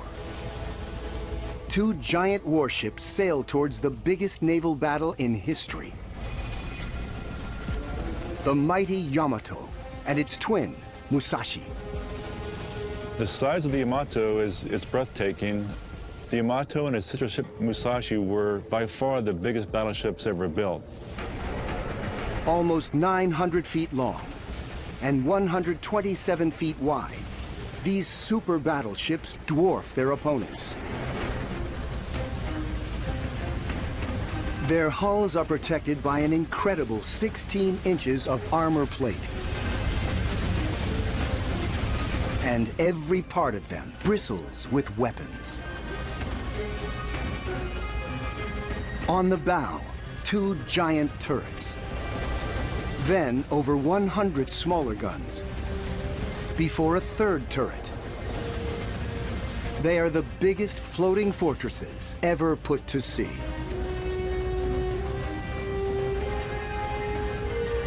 As the flagship of the Imperial Japanese Navy, Yamato carries the seal of the Emperor himself, a golden chrysanthemum. Yamato comes from the term Yamato Daimyoshai, which is the national spirit of Japan. It was literally the embodiment of Japan itself. Yamato isn't just big, it's also top secret. The Japanese took enormous measures to keep the Yamato secret from foreign navies, even to the extent of putting up a building so that Western naval attachés could not see the ship under construction. Even Yamato's commanding officers are not told its true size. Its secrets, whatever they may be, are to be protected at all cost. And they were successful in this because for the entire war, the Americans had no idea the ship's true size or the size of the guns that she carried. Japan's secret battleships are put to the test in one of the biggest naval battles of World War II. 3 years after Japan bombs Pearl Harbor, the Pacific War is about to reach its peak. Advancing towards Japan, U.S. and Australian forces launch an invasion of the Philippines. Yamato and Musashi lead the Japanese fleet as it tries to stop the Allies in their tracks.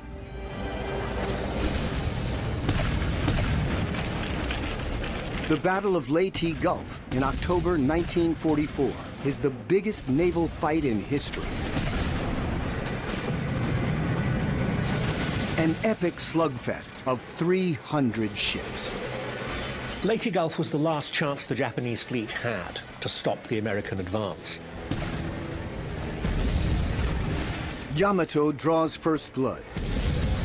Its big guns batter the U.S. carrier Gambier Bay, sending it to the seafloor. The Allies respond with cannons, torpedoes, and aircraft. A massive barrage of firepower that destroys 26 Japanese ships and damages dozens more. It marked the end of the Japanese Navy as an effective fighting force. Yamato is hit, but is saved by its immensely strong armor. Musashi isn't so lucky. It sinks under an onslaught of American bombs and torpedoes, and 1,000 crew members are killed.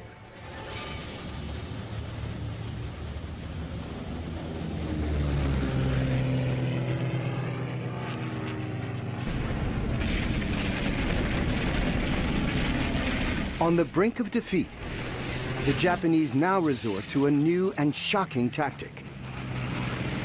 They call it kamikaze. Thousands of young men dive their aircraft onto the decks of enemy ships. They believe that their self-sacrifice will save Japan.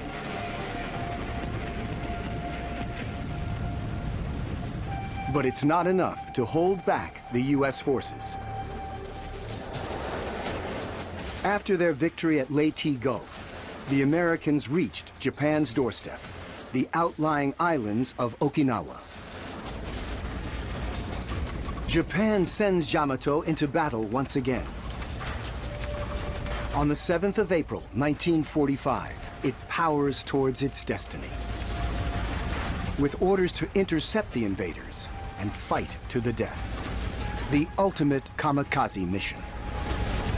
This huge ship, this ultimate battleship, is sent on a one-way mission to turn itself into a giant gun battery to try to keep the American ships away. But Yamato never makes it to Okinawa.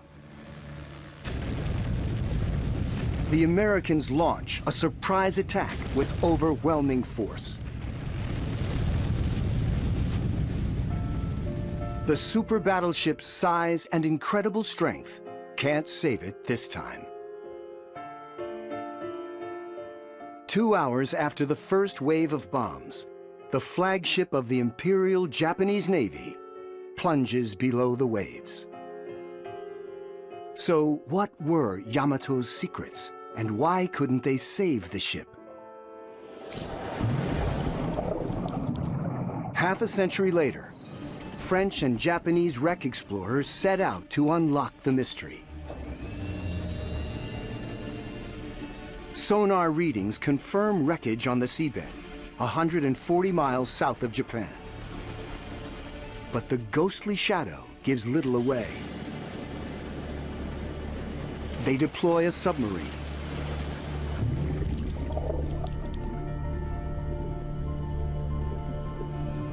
As it descends into the darkness, its lights pick out a strange shape.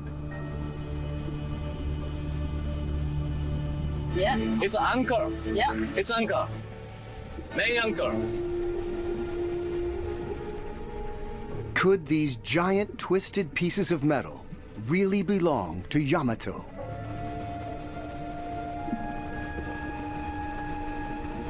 They search for proof.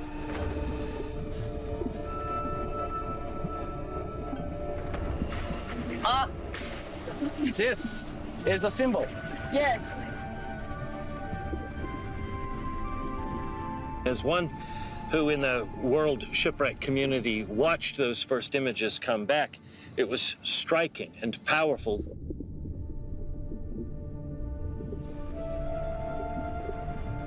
Among the scattered debris, reminders of the fate of the ship's 3,000-man crew. Yamato is Japan's worst naval tragedy.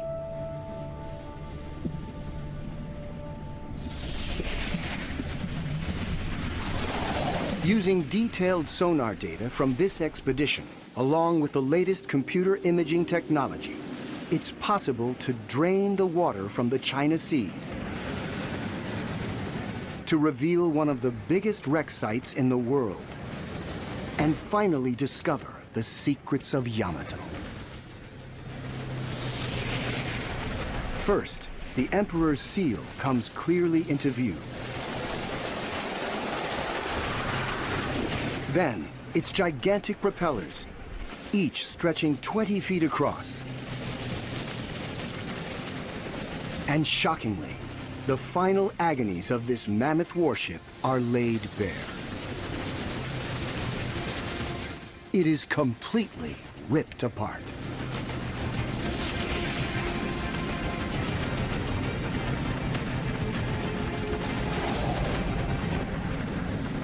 The violent death of Yamato and the sprawled corpse of the battleship makes for a compelling image. Because the ship was literally broken apart into chunks. And that's what you see on the bottom. So, what is Yamato's big secret? Experts scour the site to appreciate its sheer scale and the incredible thickness of its armored hull. But they believe there's something else still hidden. And to see it means draining not only the ocean, but the seabed itself to reveal these.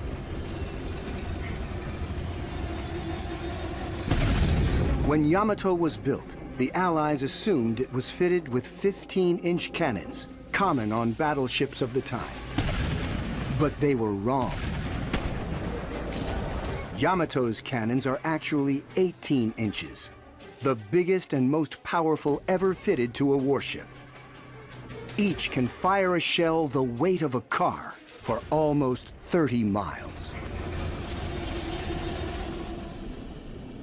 To have 18-inch guns on a battleship means not only do you have bigger guns than other folks, you have guns that can shoot farther. You have guns that can shoot with more punch. So it's a tremendous tactical advantage for the Japanese in the age of the battleship.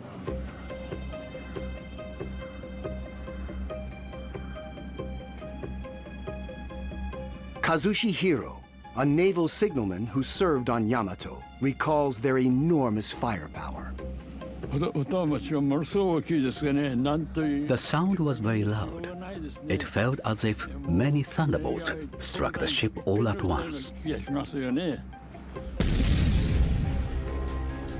But if Yamato had the most powerful guns on water, why didn't it put up more of a fight?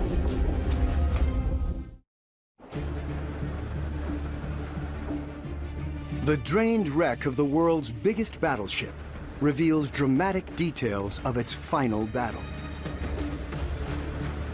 Scattered all around, hundreds of shell casings from Yamato's own guns. But a closer look reveals they're not from its giant cannons. Many of these casings are from a much smaller weapon.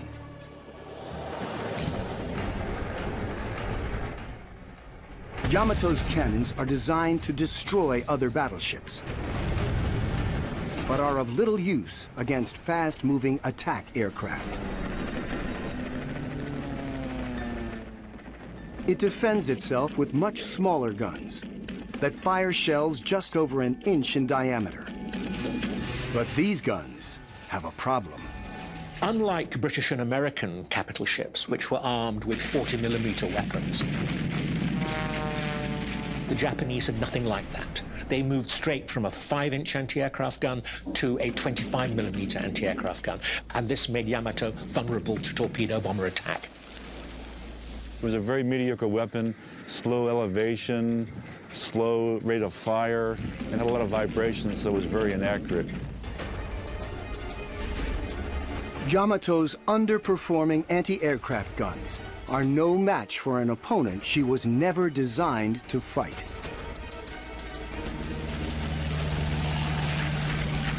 Swarms of fast-moving attack planes carrying bombs and torpedoes launched from the latest U.S. aircraft carriers.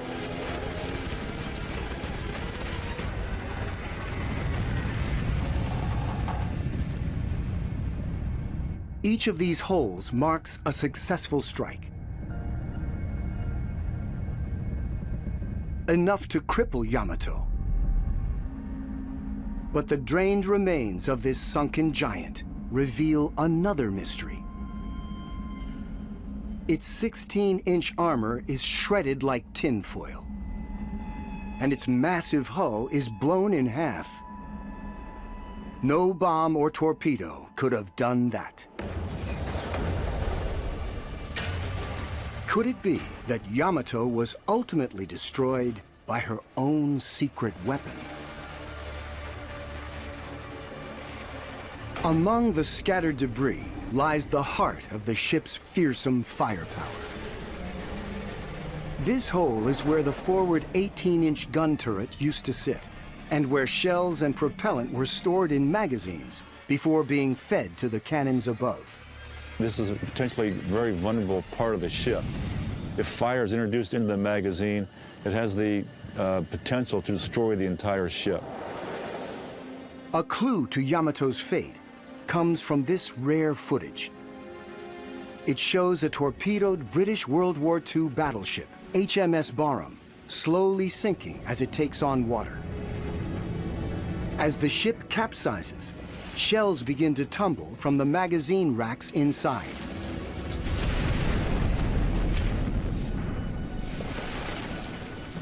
"800 men die. The drained wreck of Yamato shows how the blast that rips it apart starts here, at exactly the position of the second magazine. This is one of the last photographs ever taken of the super battleship. Above it, a column of smoke rises 3 miles into the sky, the result of that final catastrophic explosion. When Yamato blew up, there was a huge mushroom cloud, a preview of the mushroom clouds that would very soon appear over Hiroshima and Nagasaki, bringing the Pacific War to an end. Kazushi Hiro was assigned to another ship after his training on Yamato. Now, age 94, he still prays for his many crewmates who died that day. Dozens of the names of my friends are inscribed on this cenotaph. I come here to visit their graves once a week. since I have time and I'm alive.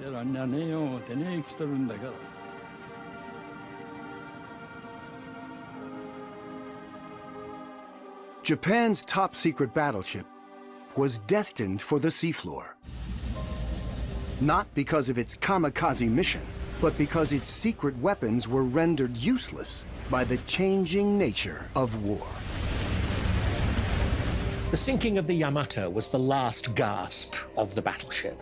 It demonstrated that unless you had air cover, you were very vulnerable to torpedo attack. And therefore, the age of the battleship was certainly coming to an end.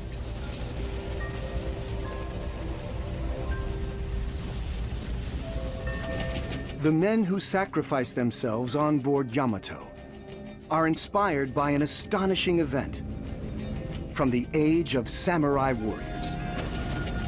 As the China seas continue to drain away, extraordinary evidence emerges about an enduring maritime mystery. How did the mightiest invasion fleet of ancient times vanish without a trace? It was one of the biggest disasters in the history of maritime warfare. Imari Bay, Kyushu. The southernmost of Japan's 4 main islands. 700 years ago, the warriors of the Mongol Empire launch an invasion of Japan here.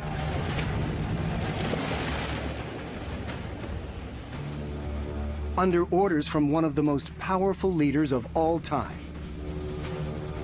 Emperor Kublai Khan. The emperor is the grandson of Genghis Khan, the legendary warrior who united the nomadic hordes of the Mongolian plains. Now leading one of the largest armies in history, Kublai Khan continues to expand the Mongol Empire through China.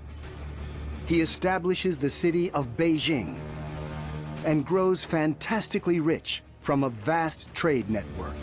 His power over life and death stretches from Europe to the China Seas. But the great Khan isn't satisfied. Kublai Khan was expanding the Mongol Empire eastwards. He made himself emperor of China, he made Korea into a vassal state, and now it was Japan's turn.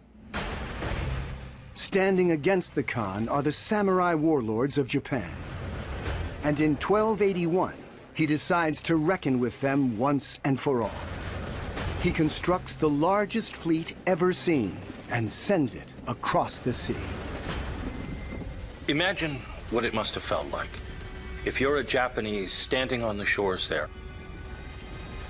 All of a sudden, what you're seeing is a wall of ships, as far as your eye can see.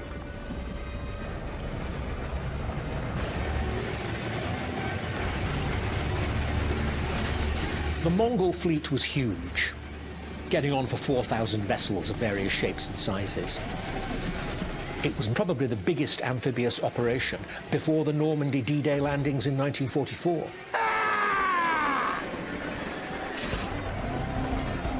The samurais fight bravely and try to hold the line, but are hopelessly outnumbered.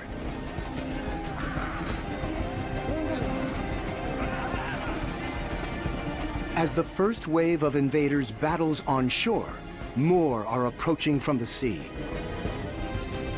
But then, something astonishing happens. The massive fleet of Mongol ships mysteriously vanishes. The loss of Kublai Khan's invasion fleet, getting on for 4,000 ships, was one of the biggest disasters in the history of maritime warfare. So, what happened? Japanese scribes credit divine intervention. Historians, archaeologists, and divers scour the seabed and pore over the archives, but fail to discover a single shipwreck. Until now.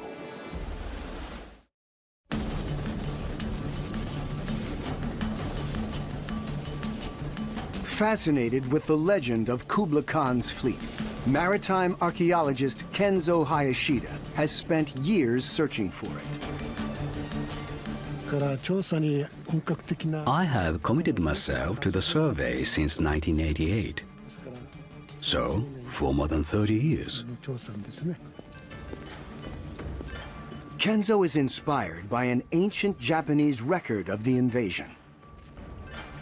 It's only brought out on very rare occasions.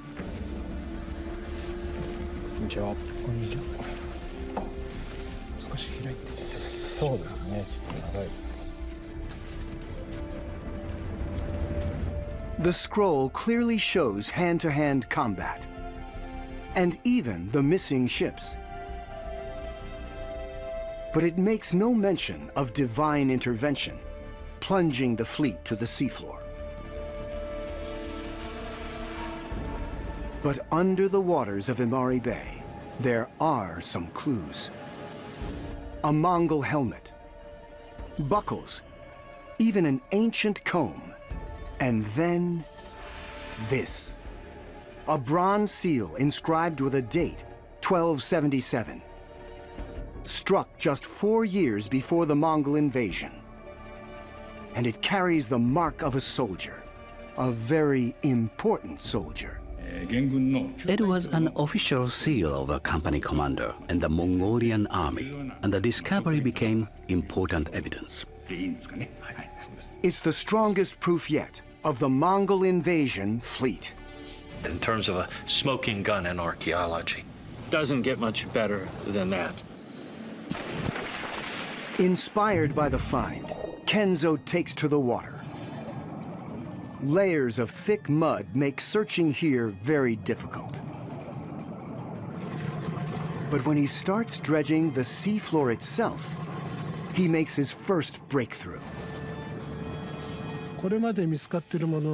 What we found were mostly goods carried on the ships. For example, weapons, armor, and pots to put food in. But still, where are all the ships?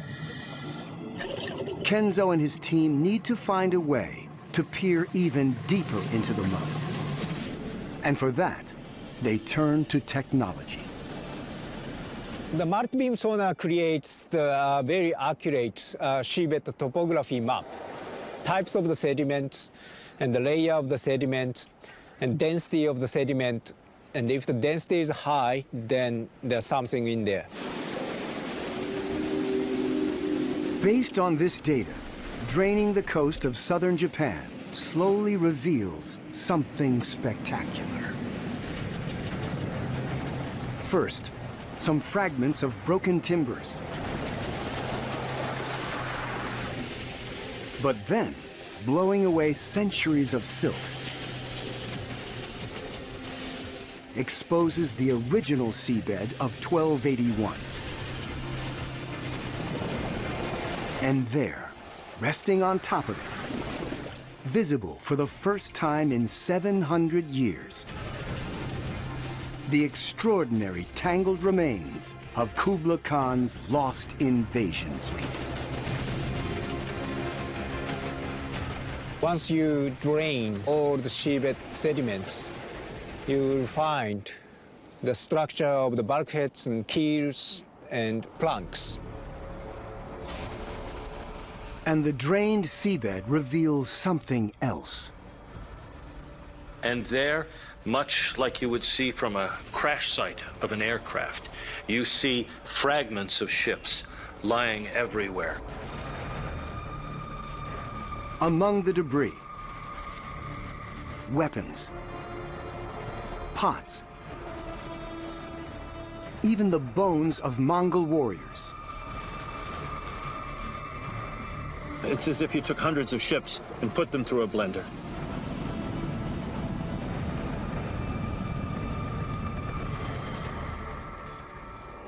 What could wreak such havoc on an entire fleet? Is this evidence of the divine intervention of samurai legend? Answers lie in the thousands of wood fragments scattered across the seafloor. Using the data from the sonar scan, like a giant 3D jigsaw puzzle, it's possible to rebuild Kublai Khan's warships And it's not what the archaeologists expect. Most of these ships were doomed even before they set sail. Kublai Khan had great problems mobilizing a fleet. There were Korean vessels, but many of them were just coastal. There were Chinese vessels, but many of them were just rivercraft. They weren't very suitable for an oceanic invasion. Many of the ships lack one critical feature: a deep keel, meaning they are unstable and easily swamped in rough seas. What's more, they're poorly built. The ships used for these naval campaigns were not well constructed. That's probably one of the reasons that the ships were not well survived, because of the weak structures.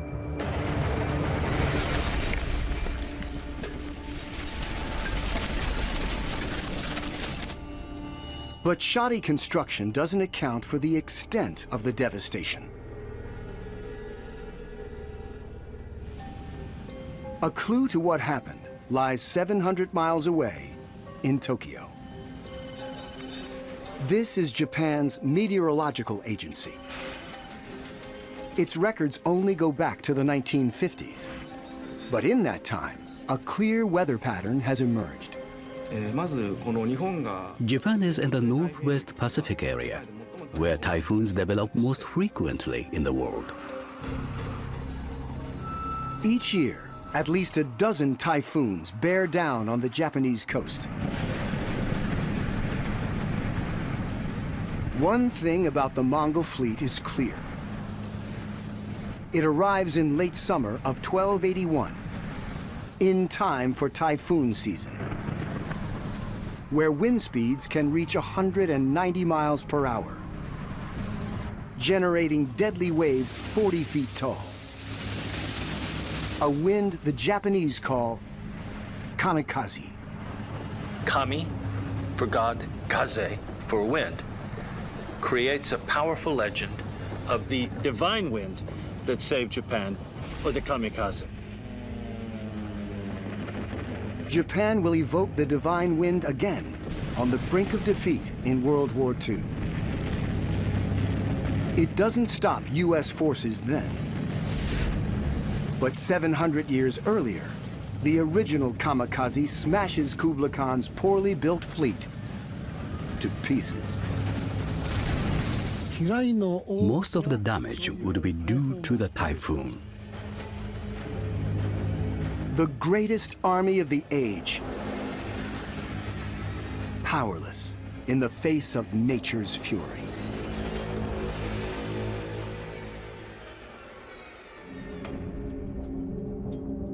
As the China seas continue to drain away, the receding water reveals another maritime mystery just off the coast of Vietnam. A vast jumble of shipwrecks spanning 2,000 years. What made this stretch of water one of the most dangerous in history, and what extraordinary treasures lie buried on the sea floor? First time in history, I was looking at this.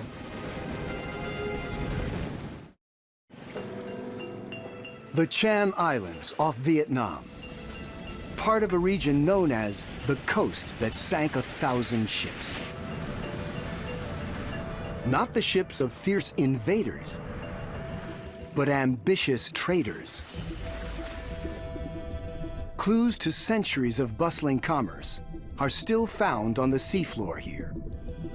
For as long as anyone can remember, local divers have been making intriguing finds.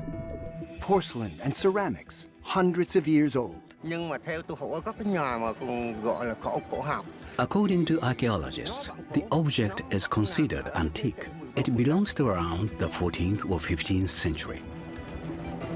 In local shops, recovered ceramics sell for hundreds of dollars apiece. Where do these treasures come from? And why are they strewn across the harbor floor?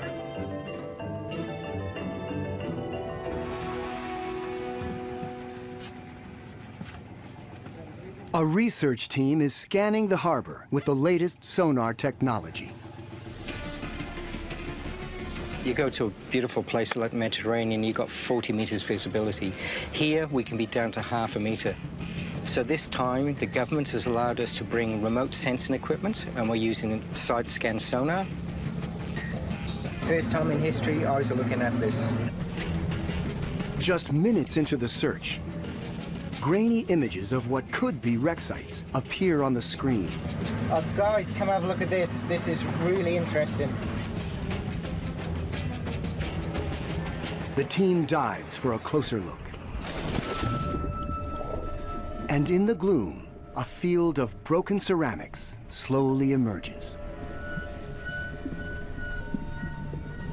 They scour a total area of 4 square miles, and what they find is extraordinary. Oh, hello, baby. After careful analysis of the survey data, it's now possible to drain the sea from the Cham Islands and remove layers of sand and mud to reveal an astounding sight. A treasure trove of 15th century Chinese ceramics.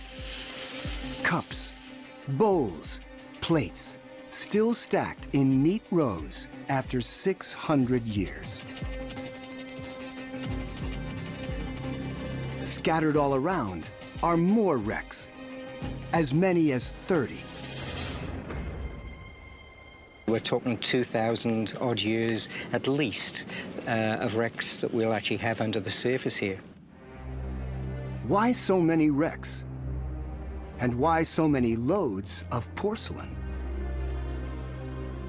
The answer lies in the Cham Islands' unique position at the eastern end of the world's greatest trade route, the Maritime Silk Road. Stretching from Asia to the Middle East, through to Constantinople and Europe. For 1,000 years, this oceanic superhighway connects princes and popes, kingdoms and empires. It thrived because you had silks, you had spices, but you also had porcelain. Chinese porcelains are beautiful. They're magnificent. It's simply down to the clays the Chinese had. They have very, very white clays. And it was unlike anything anybody had seen before. The drained harbor of the Cham Islands reveals yet more spectacular sights. A united nations of shipwrecks. A Spanish galleon, a Chinese junk, an Arabian dhow. But why are so many ships wrecked in such a small area? I like to call this the parking lot theory, because most car accidents happen when you're trying to get in and out of a parking lot, and the same thing holds true for harbors. You have a cluster of ships trying to get in, get out, and if the wind changes, you're blown right up onto the rocks or the beach. Drawn by the lure of porcelain and silk, the crews of these ships all hope to make their fortunes. But instead, they paid the ultimate price on this congested and storm-lashed coast. Today, the China Seas are still a major trade route. But it's not porcelain that's transported across the seas. It's data. What was once the Great Silk Highway is now an information superhighway. And just like the Maritime Silk Road, this data highway is beset with dangers. What are the deep-sea risks to the World Wide Web? In this particular case, effectively, it was a perfect storm.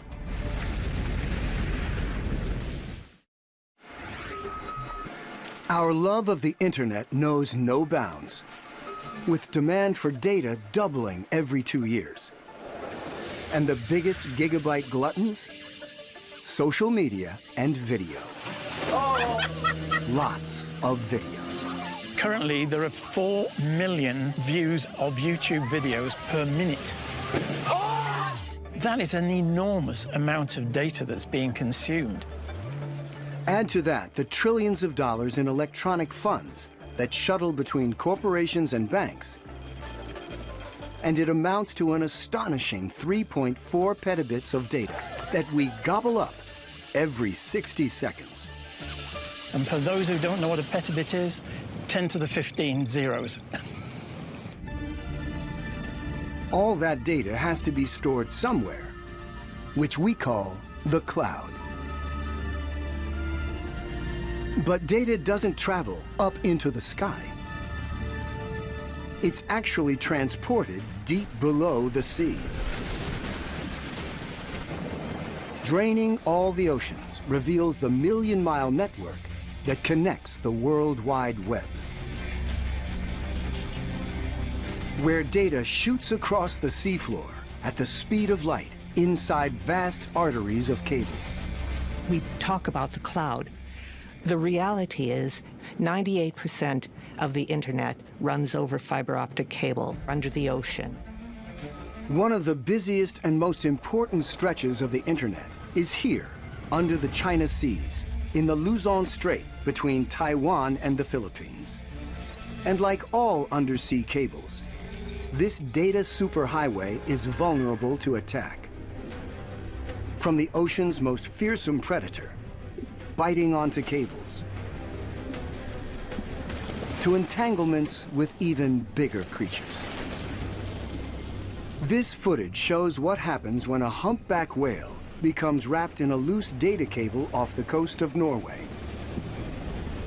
The fire department manages to free the whale, but it means cutting the cable, plunging parts of Scandinavia into an offline abyss. To reduce the dangers, engineers take a course not open to ancient mariners, burying precious cables deep below the seabed. This delicate work is performed by a flotilla of specialized engineering ships, which slowly unwind enormous drums of cable that will stretch for thousands of miles across the oceans. But the crucial work happens deep below the waves.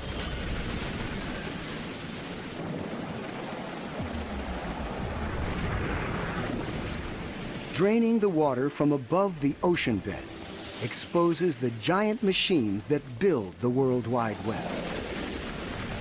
A plow the size of a house crawls along the seafloor. High-pressure water jets help carve a trench 10 feet deep, and the cable is buried inside it.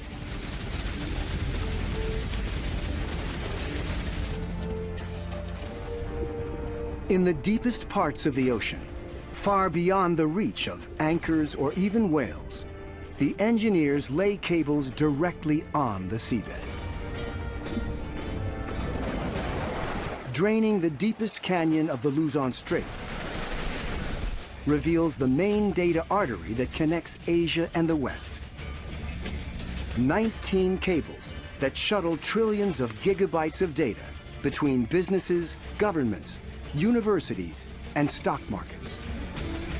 All of them lying exposed and vulnerable. Graham Evans is the managing director of a company that plans where the cables are threaded across the globe's oceans. It's not just a flat, featureless seabed. Some of it is extremely rugged, and we're having to maneuver around some of these features. His job is to find the shortest route from point A to point B. But avoiding underwater obstacles means that cables converge to what's known as a choke point. Like the Luzon Strait and its 19 cables linking east and west. Why is it a choke point?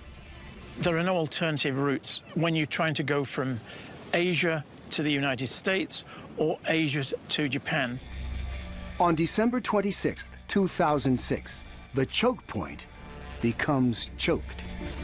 It was certainly a date that the industry won't forget. At 8:26 p.m., a deep rumble shakes the seabed of the China Seas. An earthquake with a magnitude of 7.1.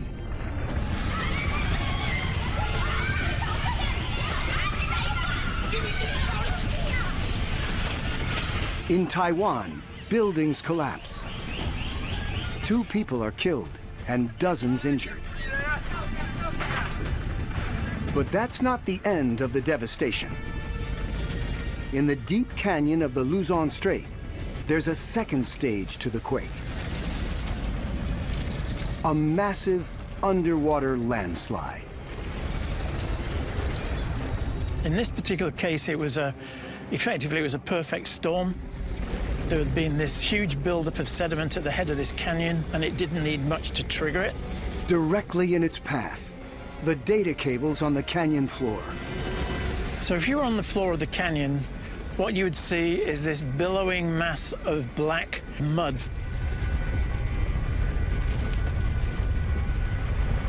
It pretty well took out every single cable that went between Southeast Asia and the United States.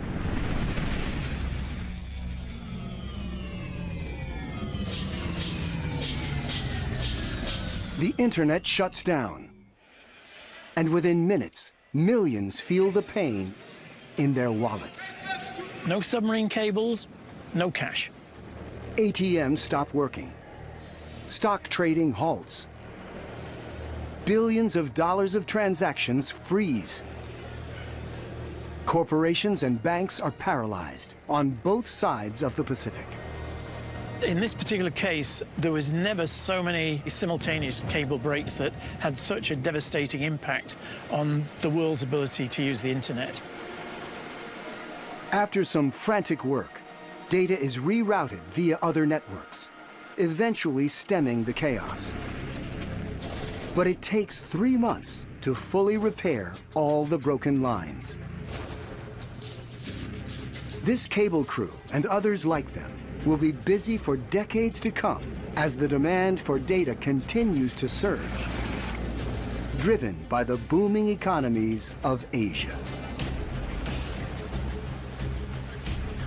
To compete or collaborate, trade or invade, these twin human instincts continue to define the China Seas. Draining the waters here reveals a turbulent past, exposes the truth behind a mysterious legend. Celebrates the wonder of the World Wide Web. And whatever's to come in the next digital revolution.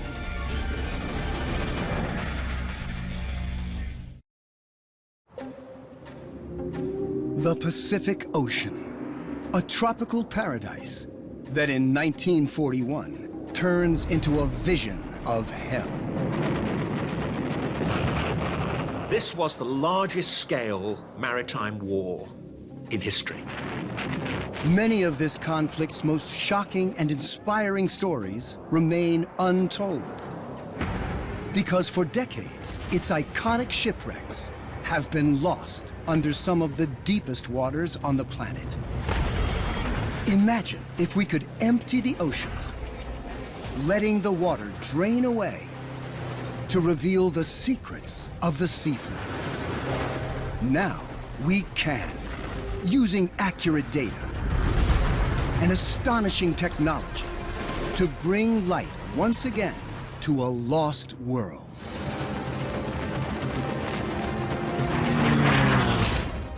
How does the world's biggest aircraft carrier end up in pieces on the seabed? The attacks left the ship a shambles. What happened to the warship that broke America's heart? This is a confused battle, and all sorts of terrible things happen. And what was the tragic fate of the ship that played a key role in the first atomic bomb?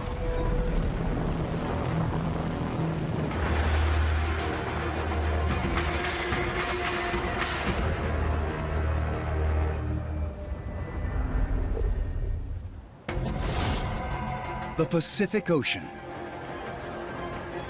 60 million square miles. The largest mass of water on the planet. The United States of America was suddenly and deliberately attacked. After the Japanese attack on Pearl Harbor, it's the site of a conflict that kills 3 million combatants and destroys 3,000 ships. The Americans in particular were tested to extremes, but they proved able to match the challenge and eventually grind Japan down. We will gain the inevitable triumph, so help us God. Now, an extraordinary mission is unlocking the secrets of some of the most important moments of the Pacific War. Crammed with state-of-the-art technology, the research vessel Petrel is on the hunt for lost warships.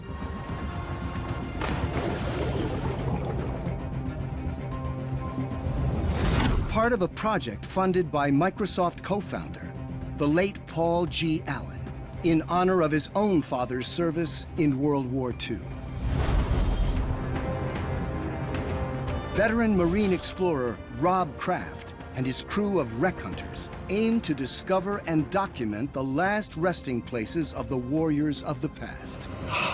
There you go, is that deck? We do these as a testament to the brave souls that served on these ships and that, you know, fought for their countries. Petrel is 500 miles east of Australia, in the Coral Sea. Hunting for one of the most famous American warships of all time. When the Pacific War begins, the USS Lexington is the biggest aircraft carrier in the world. At 900 feet long and capable of launching over 60 warplanes, she's bristling with menace. Lexington was a very, very tough ship. The Lady Lex, as she's known, is a key target of the attack on Pearl Harbor. Her lucky escape makes her a symbol of hope for millions of Americans. And hope is in short supply. For months after Pearl Harbor, the Japanese military machine appears unstoppable, racking up conquest after conquest. Then, by May 1942, a huge new invasion fleet is storming south towards Australia. The Lady Lex is sent to try and stop it. She comes under fierce aerial attack, is wounded, but survives. So why, many hours later, does she end up on the seabed?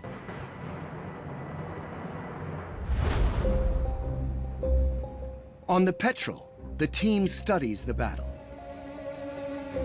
hoping it will help them find the wreck of the Lexington, lost for 75 years. So Lexington was on southerly heading at 230, which gives a position.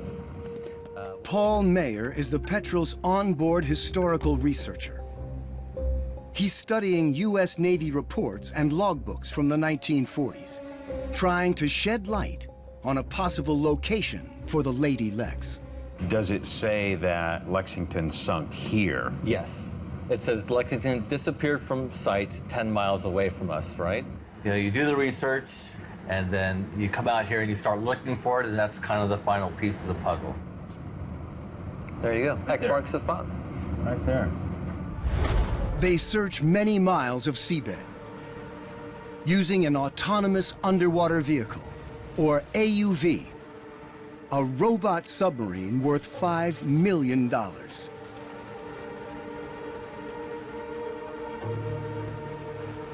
It uses the latest sonar to map the seabed in fine detail. It scans for days until it finally spots something astonishing. Oh man, look at that. If you're looking for an aircraft carrier, then planes are a very good sign. 2, 3, 4, 5, 6, 7 at least. At 2 miles down, these planes are far beyond the reach of divers.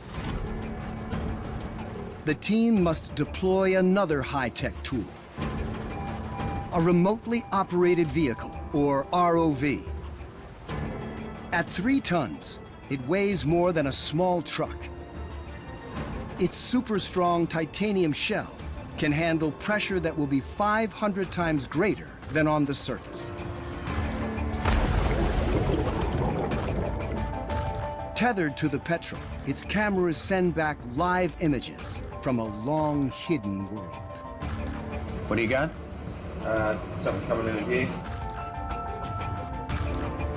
The ROV's onboard lamps illuminate a shape. Oh, wow. That looks like an airplane. T-5. It's an American bomber called a Devastator. The Lexington carried those. All right. Shall we carry on, Scott? We do have a target in front of us, about 50 meters dead ahead. Looks interesting on sonar.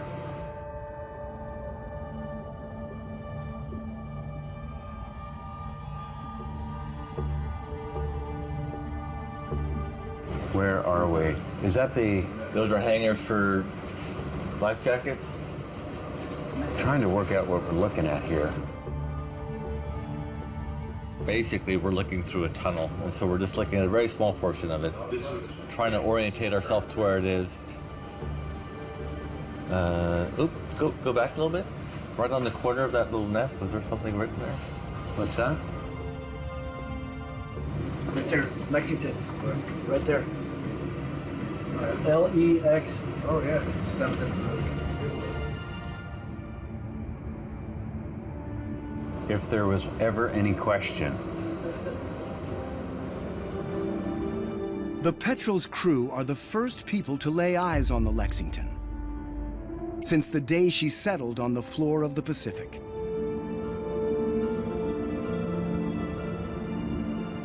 Now, by using their high-definition scans and removing the vastness of the Pacific Ocean, we can see her in all her glory. An extraordinary sight. Lady Lex has been scythed through, as if by some enormous force.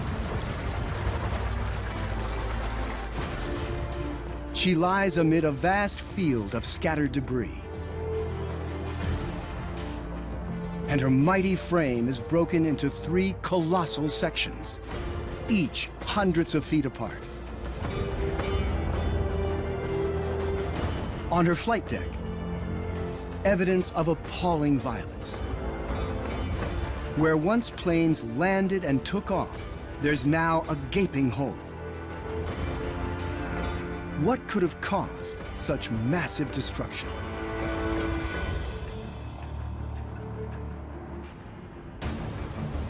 Hours before she goes down, the Lexington is involved in a fight for her life. By 6 a.m. on the morning of May 8th, 2 Japanese carriers have entered the Coral Sea. The Lexington is one of 2 American carriers that come within striking range. The first ever sea battle between aircraft carriers is soon underway. The first one to sight the other and launch their planes and get their strike in had a very good chance of winning the battle.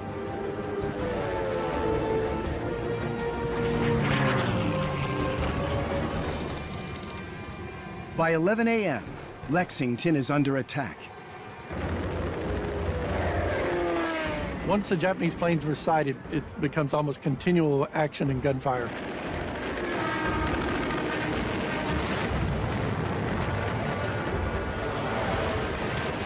At the heart of the assault, one of the most feared Japanese aircraft.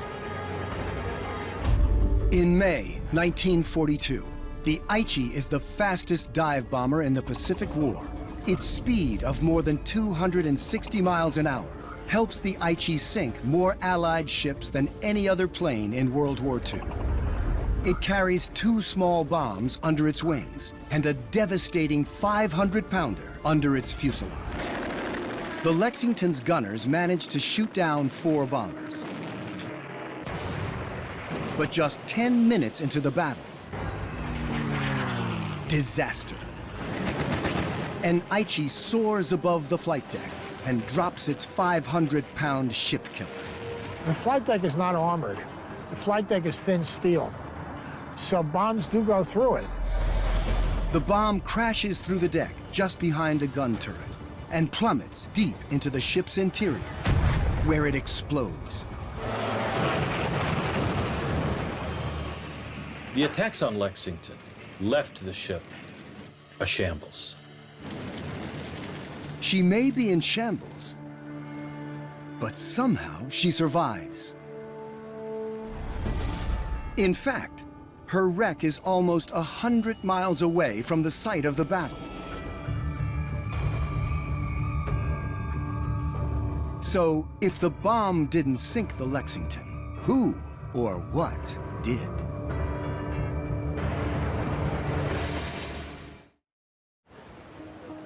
Perhaps there's a clue to the fate of the USS Lexington in remarkable footage filmed after the battle. This shows how immediately after the attack, her crew begins repairs. This allows all her precious planes to return and land. So confident is the crew that by noon they're even asking about shore leave. They've no inkling of the disaster about to engulf them.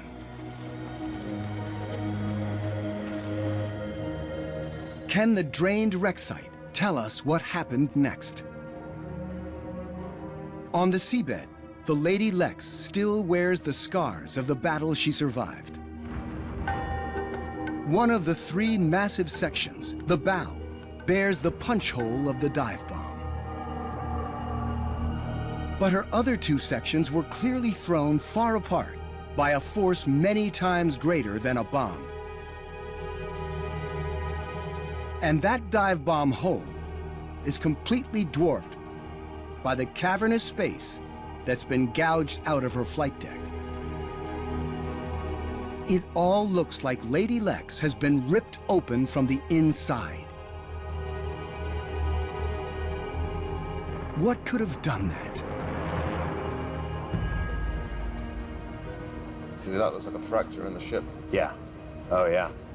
Yeah, she's broken badly. On board Petrel, the team studies the Lexington's original blueprints, and these reveal that, like every aircraft carrier of her age, Lexington has an Achilles heel. It's basically a floating airport. As you would at an airport, you need to have refueling tanks.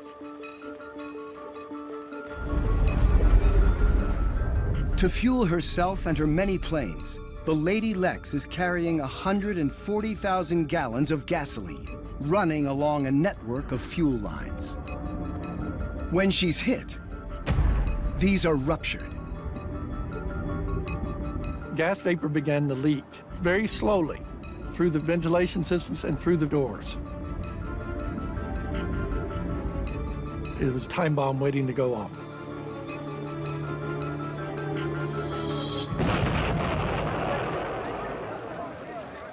A series of blasts culminates in a massive explosion around 3 p.m.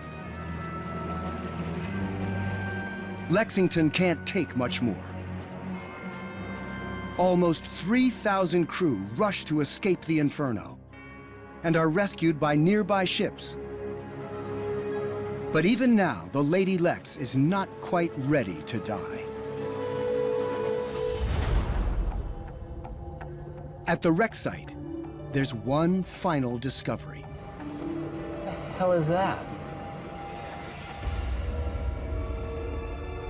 This American torpedo is a haunting artifact from the Lexington's final moments. 24 hours ago, she had been the pride of the fleet. Now, the U.S. Navy decides to put her out of her misery. A U.S. destroyer at close range aims 5 torpedoes at the Lexington. Commence firing.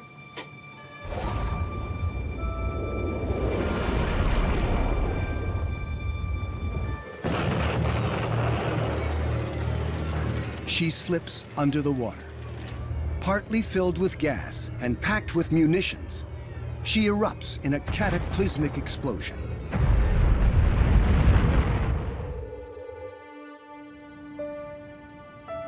It's this that tears the Lexington into the 3 broken pieces that are so striking in her wreck site. But the Lady Lex snatches victory from her own defeat. She may lie on the seabed, but the Japanese don't know that, and fear she could launch more air attacks. Their invasion fleet retreats and never returns to the Coral Sea. The tides of war were beginning to change.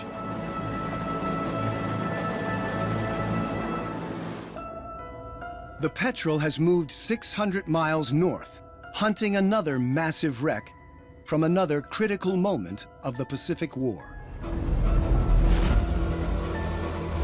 Today, these waters are idyllic. 75 years ago, they are a scene of carnage. The Allies summon enough resources to attack and land on the island of Guadalcanal, seizing a strategic airfield from the Japanese. Guadalcanal is one of the key turning points in the Pacific War. It's where the United States and its allies begin to push back.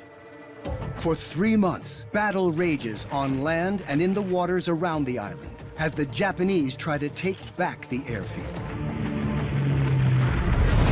Now, Petrel is looking for a mighty warship that played a tragic role in that campaign. Her loss, it is said, breaks America's heart. Only 9 months old, the USS Juno is one of the most modern warships in the Allied fleet. With 40 anti-aircraft cannons and the latest strengthened armor, she's well equipped to resist Japanese bombers.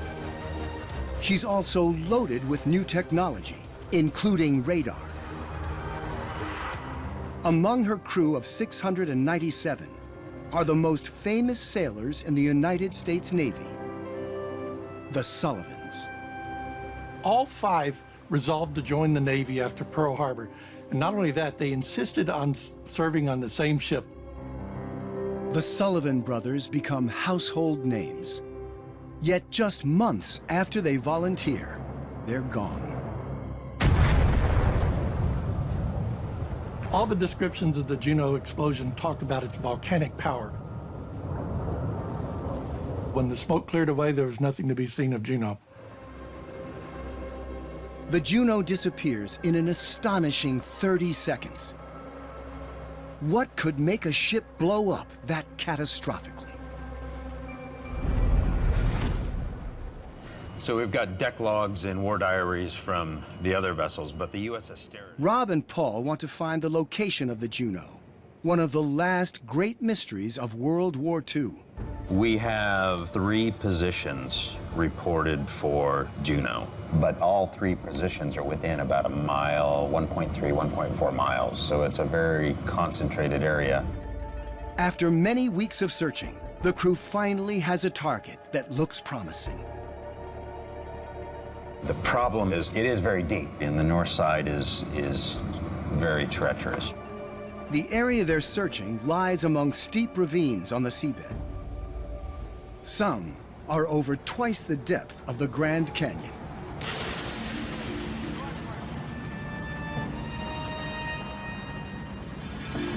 The crew uses its sonar to search for anything that stands out from the natural topography.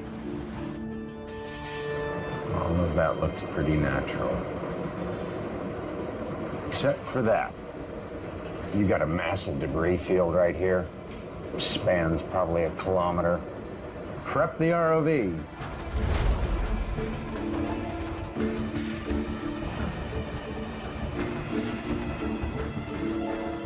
As the ROV descends to the seabed 2.5 miles down. It sends a live video feed. First, there's a trail of enigmatic debris. Then, suddenly, metal. Lots of it. This is definitely a ship, but obviously we're looking for some unique identifier. There you go, is that deck? This wreck has clearly suffered horrific damage. Is that the keel? Yeah, look at this. Yep. Yeah, that is the bow. So we are going to want to go over there and take a look at that stern, huh? There's a letter right here. Yep. Yep. Oh, and it's right where it's supposed to be. Yeah, E. Oh, there's that piece. Yes, U-N-E. That's it. That is the Juno.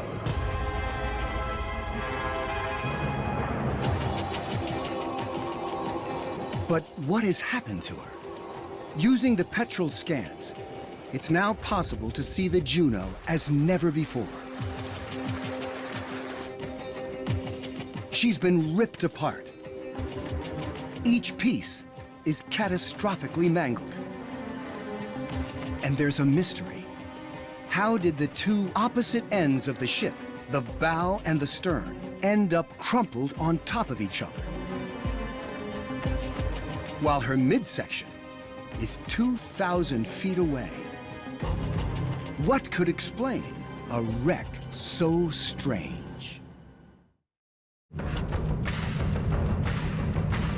By November 1942, the Imperial Japanese Command is furious that after 3 months, they've still not recaptured Guadalcanal from the U.S. Marines. They send a mammoth Japanese fleet racing towards the island. To stop this, the Allies can only muster a much less powerful naval force, including the Juno. It's David versus Goliath. The American commanders knew they would be outgunned. In fact, some of them saw it as a potential suicide mission. As night falls, the two fleets approach each other. The Allies do have one advantage: the very latest radar. But there's a problem. The American ships had radars of various kinds, but we didn't really understand how you use radar. Radar is so new, many Allied captains don't trust its data. As they struggle to make sense of their positions, they drift out of formation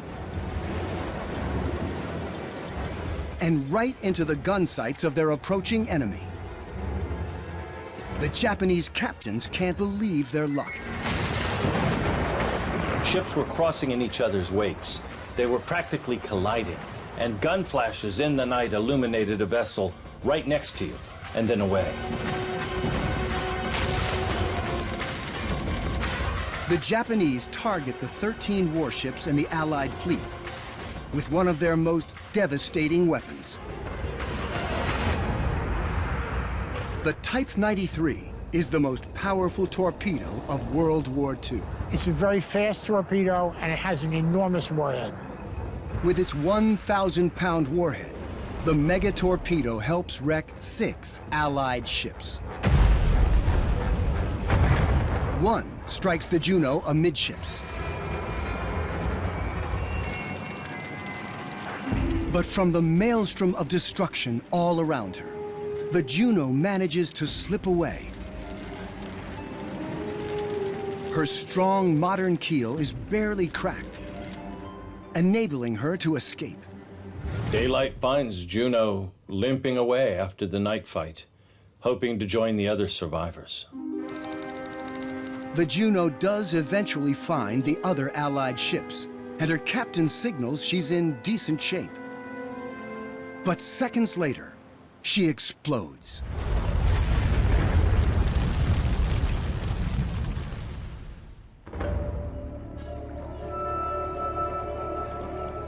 the Juno ends up in pieces. Yet just hours before, she'd survived the strongest weapon the Japanese have. What could possibly destroy her now? The latest historical research allows us to answer that question and rebuild the Juno the way she was moments before she sinks.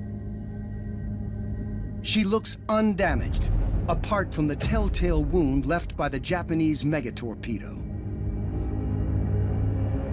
Behind this spot is the armaments store. As her crew signals to their comrades, they don't spot a lone Japanese submarine nearby. And out of the blue, a torpedo rushes towards her. It's much smaller than the one she's already survived, but unfortunately for the Juno, it hits in almost exactly the same spot, breaking through the weakened armor and igniting the stored munitions. She sinks in just 30 seconds, a victim of almost impossible bad luck. And what of her crew? The explosion is so cataclysmic that nearby US ships are convinced the entire crew must be dead. When the smoke had cleared, the ship and all debris completely vanished. There was nothing left. But 8 days later, other US forces make a terrible discovery. 100 men from Juno did survive the blast and were left behind on the open sea. Only 10 live long enough to tell the tale. What powerfully hit American households was the loss of all 5 Sullivan boys. But it also inspired them. And a new ship, the USS The Sullivans, would be launched to commemorate the service and the sacrifice of those 5 men. The Sullivan brothers and their ship aren't lost in vain. Faced with unexpectedly strong resistance, the Japanese abort their mission. At Guadalcanal, the Allies gain ground and keep it for the first time in the Pacific War. The Petrel is on another expedition in pursuit of a new and spectacular target. And this time, she's Japanese. In late 1944, the Allies are on the march and move north to try to take the Philippines. Realizing that they're losing the war, the Japanese launch an all-out attack on the US Navy, deploying the biggest fleet they've ever assembled. As the war reaches the Philippines, the Japanese are increasingly desperate. They're on the ropes, and they throw everything they have in an effort to stop the US Navy in its tracks. Heading the southern flank of their fleet is a giant battleship that's adored by the Japanese public, not least because she bears the mythic name for Japan herself, the Fuso. With prodigious battle armor, she's been upgraded with deadly new anti-aircraft guns. At the Battle of Leyte Gulf, she has a key role, launching a surprise attack on part of the Allied fleet. So why is it that this behemoth herself ends up on the ocean floor? The Petrel crew is on the case, but finding the Fuso won't be easy. We've multi-beamed up here to the north, so the northwest is where we need to go. That's the only place. There's a lot of wrecks here. There's a lot of history from World War II in this particular area. But you're going to run here next, right? Yeah, we'll just hold here, trying to get over exactly where we need the ship to go. They've narrowed down the hunt to a few square miles of ocean. Come on, where are you? Oh, something's coming in. Wow! Wow, that's sticking up huge. The object is the right size for a battleship, but looks bizarrely twisted. Something stuck out there, something stuck out there, and it's well and truly busted up. Can this bent and twisted form really be the mighty Fuso? The Petrel crew is exploring a wreck that could be the remains of a legendary Japanese battleship, the Fuso. These aren't the deepest waters they've explored, but strong currents make it tricky to operate the ROV.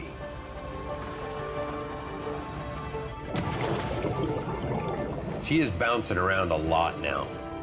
600 feet below the surface and just barely visible, a damaged hull. Let's push in, have a little look there. That looks like shaft and a propeller over there. Looks like a prop. Okay. Looks like that's the rudder. It's definitely a large warship, and there are clear signs of battle damage. That's a big hole. Torpedo damage. The team turns to U.S. action reports from the Battle of Leyte Gulf that describe how the Fuso was hit by American torpedoes. We can see torpedo hit was aft. This gives them an idea. If they can match the pattern of torpedo holes on this wreck with the reports, they'll know whether this is the Fuso or not. Oh, there you go. Look at that. There you go. Wow. We're seeing damage all over the hull in the places noted in the damage report. The damage pattern is an exact fit. Kabam! That's Fuso. Yeah. The torpedo holes are clues to Fuso's fate, but they don't fully explain what happened to her. As the waters of the Pacific Ocean drain away, we can at last see Fuso's vast steel structure.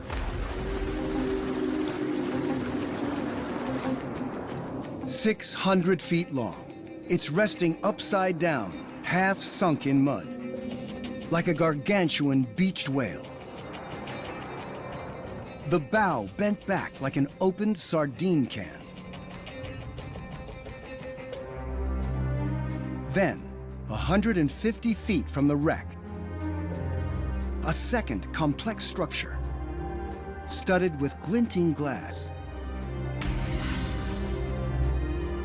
Could this help explain what happened here? It's a remarkable structure no Allied ship possessed.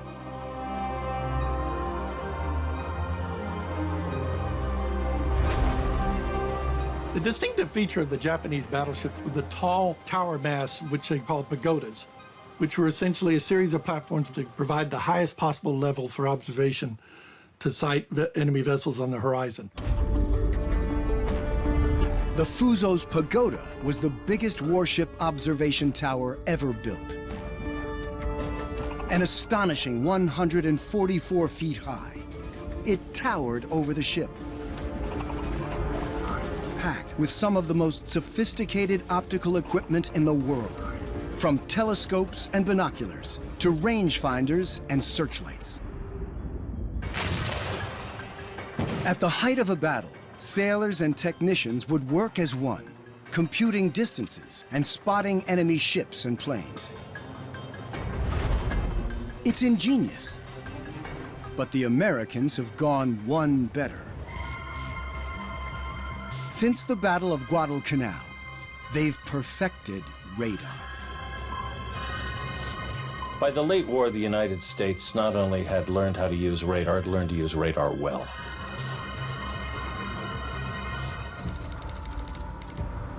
As the Fuso closes in on Leyte Gulf, ready to surprise the Allies, she now lights up on their radar screens.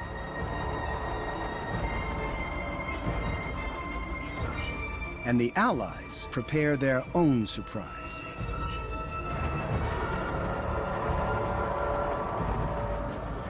They were able to set the perfect trap as a result of this and array their destroyer lines in a perfect ambush position from both sides of the strait. As soon as they come into range, the U.S. warships launch a barrage of torpedoes. There's no way to turn east or west without running into some American torpedo spread.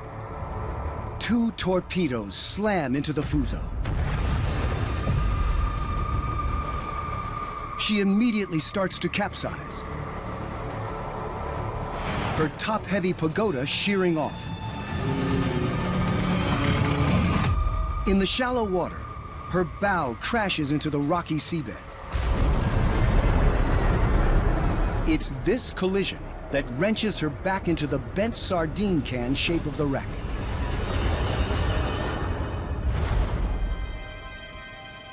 The loss of the Fuso, and almost her entire crew of 1,600, is just the beginning of a bloodbath at Leyte Gulf, where 25 more Japanese warships are sunk.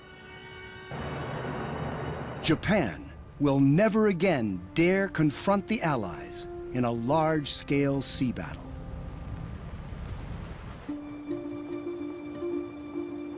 The Petrel is in waters 700 miles east of the Philippines, looking for another ship, one that played a vital role in the final apocalyptic days of the Pacific War. She's been in the thick of battle many times and survived them all.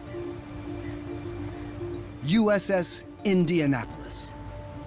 In July 1945, she is chosen to race to Tinian Island with a top-secret cargo of uranium, the crucial ingredient in the bomb that Enola Gay will soon carry to Hiroshima. But shortly after completing her mission, Indianapolis's captain makes a controversial decision that will end in his court-martial. What happens to the ship and her crew of 1,200 is one of the most terrifying tales in maritime history, and makes her wreck one of the most famous and sought after on the planet. No one has ever managed to find her until now. The crew of the Petrel has been trying to track down the wreck of USS Indianapolis. We need to put the pieces of this puzzle together. It's 73 years old, and there, 1,300 lives at stake and families, and everybody has questions as to what happened here. So far, they've scanned hundreds of square miles of seabed in the Philippine Sea. But as yet, the Indianapolis has eluded them. Then, finally, a moment of hope. What do you got? Yeah, we definitely need to go have a look at that. The astonishing image certainly looks like a ship. The only way to know for sure is to send the ROV. Oh, something visual coming in top left. Uh-huh. It's the wreck in sight.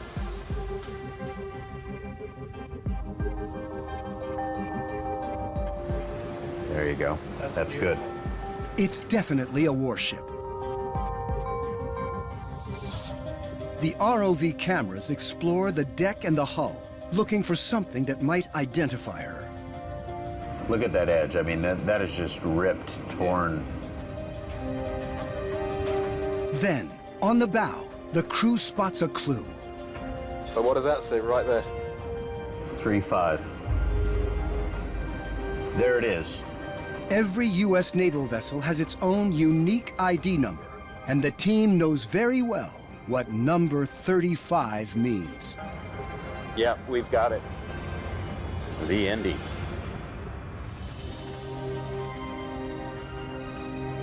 It's a truly historic moment. The crew is looking at the first ever images of one of the most famous shipwrecks in American history.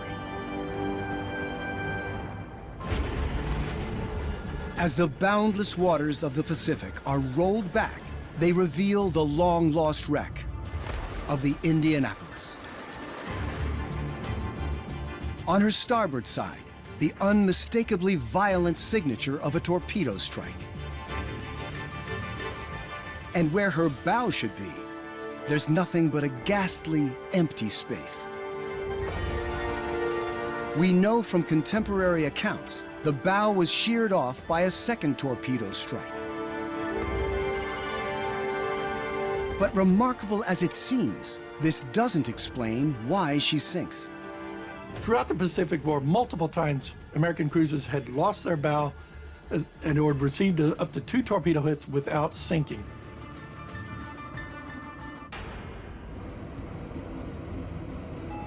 I need to know what that space is called right there. The team analyzes the Indianapolis's blueprints. This shows her interior crisscrossed with compartments. These can be sealed shut with hatch doors to make them watertight and are intended to keep her afloat even without her bow. So why does she sink in just 12 minutes? There's a clue in naval records that show Captain Charles McVeigh makes a fateful decision. After she heads back from Tinian Island, the Indianapolis follows standard procedure, regularly changing direction or zigzagging to make it harder for submarines to target her. But on the evening of July 29th, McVeigh stops zigzagging. The captain of the Indianapolis decided that it was so dark the submarine couldn't possibly attack, and therefore he didn't have to zigzag. A little after 11 p.m., the moon rises.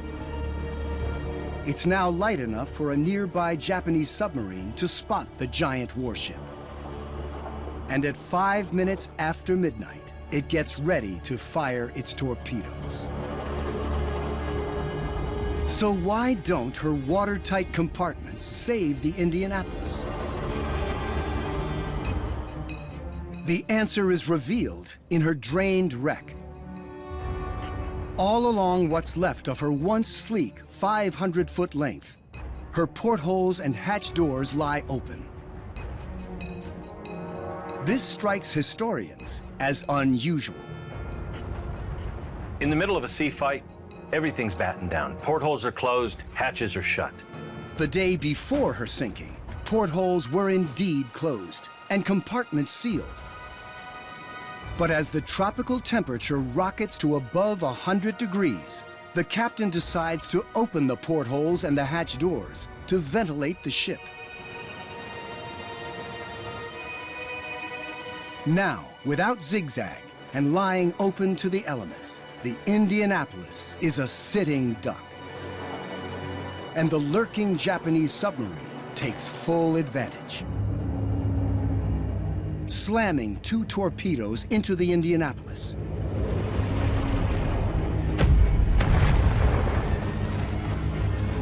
She continues to power ahead at full speed. But now her bow starts to break off. Her forward movement funnels seawater into her interior. And with doors open, it can pour through all the unsealed compartments, pulling her under, sealing the fate of Indianapolis and 300 of her crew.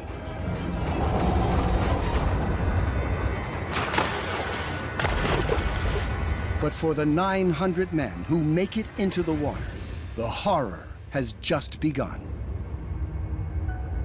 600 of them perish over the next terrible 4 days. From exhaustion, from dehydration, and worse. It's the deadliest single-ship disaster in U.S. naval history. Captain McVeigh is court-martialed, convicted, and in 1968 commits suicide. But 33 years later, Congress clears his name, acknowledging that intelligence about submarines along his route wasn't passed to his ship.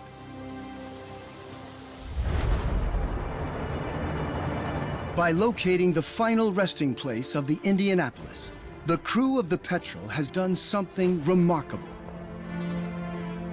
Part of an exceptional series of discoveries, giving a new generation insight into the widest-ranging combat zone the world has ever known. The rest of us have incredible respect for the late Paul Allen, for Rob Kraft, and for the entire team. They've got the right people, their hearts are in the right place, they do the right research, and they then employ the best equipment in a very effective way. This continuing quest helps honor those serving on both sides who gave their lives at sea.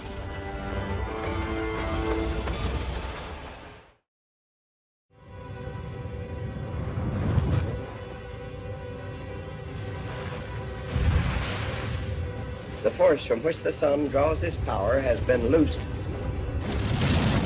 the like of which has never been seen on this earth. 3, 2, 1, fire! In 1945, America unleashes the horrifying power of the atomic bomb, devastating the Japanese cities of Hiroshima and Nagasaki. The world will never be the same again. A year later, the US military begins a series of nuclear tests in one of the most remote places on the planet.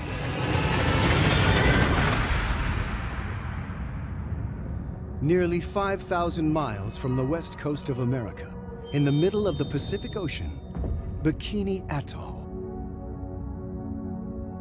Part of the Marshall Archipelago, Bikini is a circle of 26 tiny islands around a lagoon 23 miles across,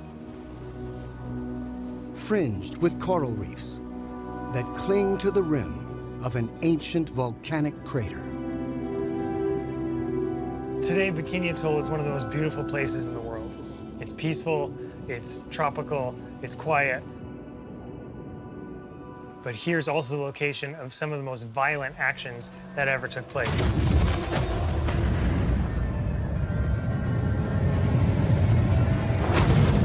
Between 1946 and 1954, 80 million tons of explosive nuclear power rock Bikini in a series of deadly experiments. Left behind are the remains of over a dozen wrecks, battleships, submarines, and even an aircraft carrier.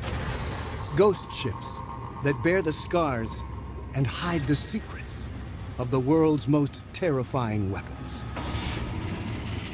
This is the only place on the planet where you can witness a nuclear battlefield. Today, a group of scientists has come to Bikini on an unprecedented mission to carry out the world's first 3D survey of the nuclear wrecks. The team from the University of Delaware, led by Dr. Art Trembanis, is on board the research boat Indy Surveyor. They've brought with them the very latest high-tech scanning equipment. So we've taken this very modest tin boat and turned it into the most advanced sonar mapping system that's ever been brought to Bikini. It's starting to pick it up, I think. Nice. That looks really good. The survey team is targeting the area where the first Bikini tests took place. The wrecks hidden here are the last physical traces of this earth-shattering experiment. Draining them will reveal astonishing stories and some shocking images.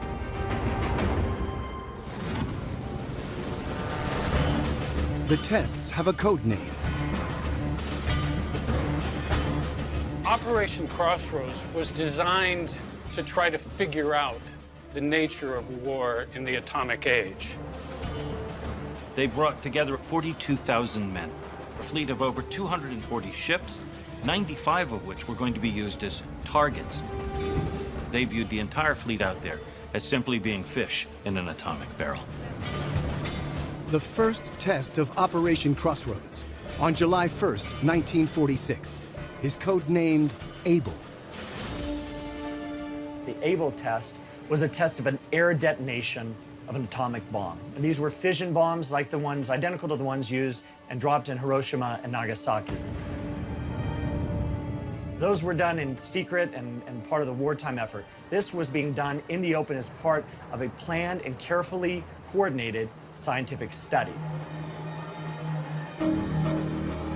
The Able bomb, named Gilda, has a power of 23 kilotons. No one knows how it will affect Bikini. Will it destroy the entire atoll? Will it sink every ship?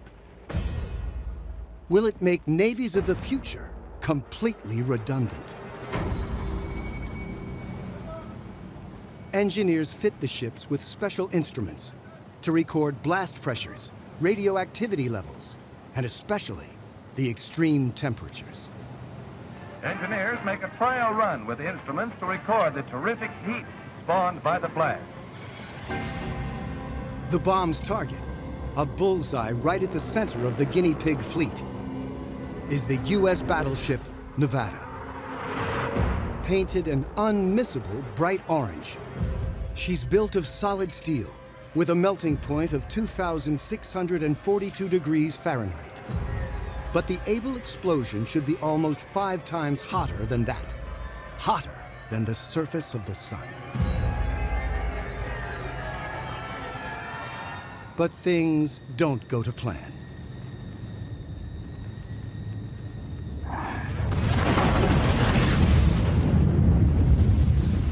Gilda misses the Nevada by half a mile. And it's where the bomb actually detonates that the survey team is now searching. For a ship that accidentally finds itself right in the firing line. Head to the boat over there. The USS Gilliam.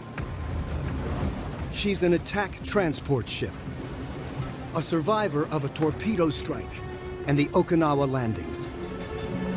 For the Able test, she's meant to be merely a bystander, but she ends up being the first ship in history to take a direct hit from a nuke.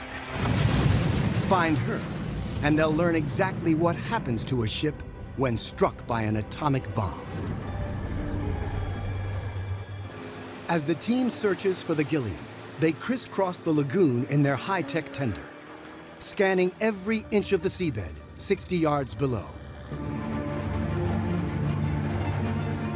Half a mile away from the center of the Able test, they pick up a signal. Sweet! Yeah, I think this might be there's one something right there. Over 100. About 110, 115. Do you think that's Gilliam? Less structure than I expected to see on that. The mapping team hurries back to the surveyor to take a closer look at the data. The orientation of the map that was drawn previously suggested that it was facing to the north-northwest. What we've seen so far in the sonar data seems to support that. Location, orientation, and size. So those are 3 good clues, all pointing towards the suggestion that this would be the Gilliam. All right, sounds good. Let's All go right. find it. Using the sonar data, the skipper positions the Indy surveyor directly above the wreck site. Related, Brian. I'm right on top of it. Roger that. Radioactivity levels at Bikini are still high in some places. But the water is now safe to dive. The team is about to take its very first look at a nuclear ghost ship. Pulls open, pulls open. Roger, pull is open. Okay, pull is open. Roger, dive in the water.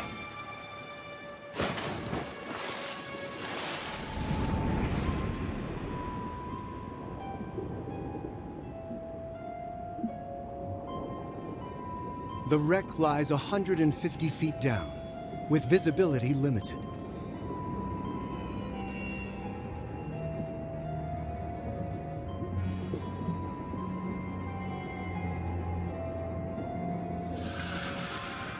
She's just in pieces. That's extraordinary. I've never seen anything like this before. Wow. It's like she's melted. The divers struggle to even work out which way round the ship is lying. Is that the bow? The team needs to see the wreck as a whole to understand the impact of the nuclear blast.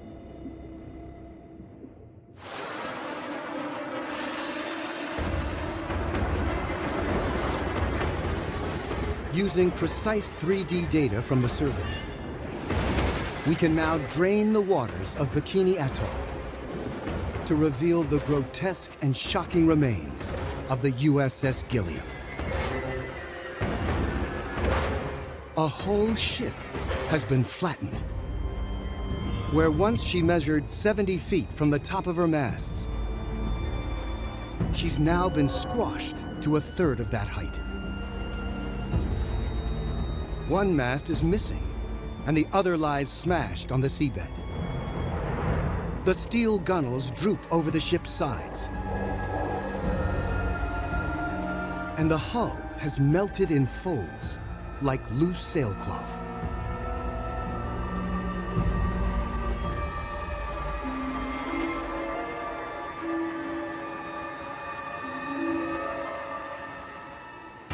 All the scientific instruments on board the Gilliam were smashed or melted in the blast. But data from other ships further out survives. Yeah, there's pressure there. So pressure, and then to do your tidal correction. Using this data and information from historical records, we can reveal exactly what happens to the Gilliam.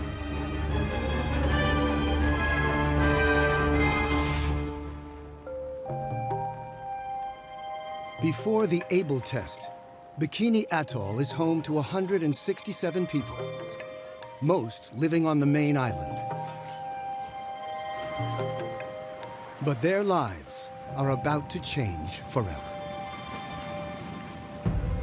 The United States government wants to attempt to turn this into something good for mankind. In the weeks before detonation, the islanders are evacuated. And their island is turned into a test bed. But this isn't just a military experiment. This is theater. Operation Crossroads was designed to test the bomb publicly, to invite observers from all over the world, to film it, to broadcast it live via radio, and show the world just what the bomb could do. It was meant to be a media spectacular. The explosions will be filmed by hundreds of cameras, using half the film stock in the entire world. The time has come to send the atom bomb by air to Bikini. The most explosive experiment in history is about to begin. At 5:55 a.m., the B-29 bomber Dave's Dream takes off from Kwajalein Air Base, 200 miles away. Her only cargo is the Able bomb.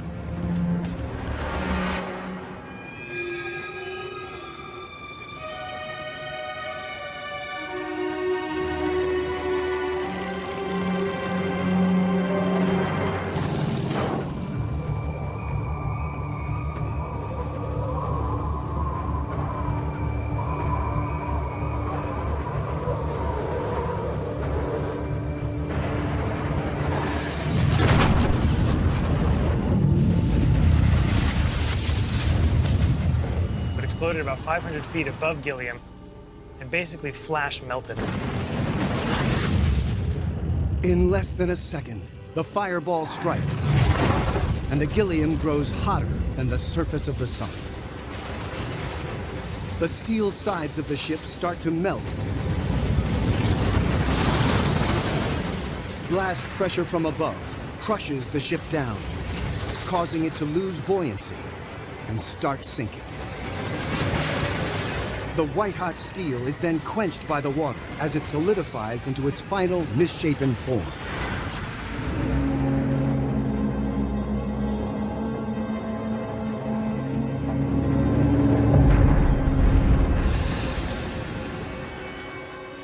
This, the first ship ever sunk by an atomic bomb.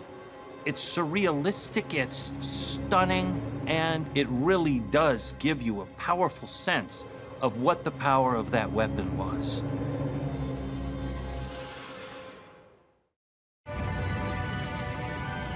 After the first atomic test at Bikini Atoll, the watching world expects destruction on a biblical scale. But the same size bomb that flattened Nagasaki has only sunk 5 vessels at Bikini. Most of the ships are still afloat. When the bomb went off and only 5 ships sank, all of the press that were watching said, "That's it? That's all?" They were expecting that virtually the whole flotilla would end up at the bottom of Bikini Harbor. And so in that sense, this was a huge disappointment. There is no earthquake, no tidal wave or other catastrophe to justify the fears of some. The final verdict remains shrouded in military secrecy. But Operation Crossroads is far from over. The second test is just 3 weeks away. This time, the world's first ever underwater nuclear detonation. Codename Baker.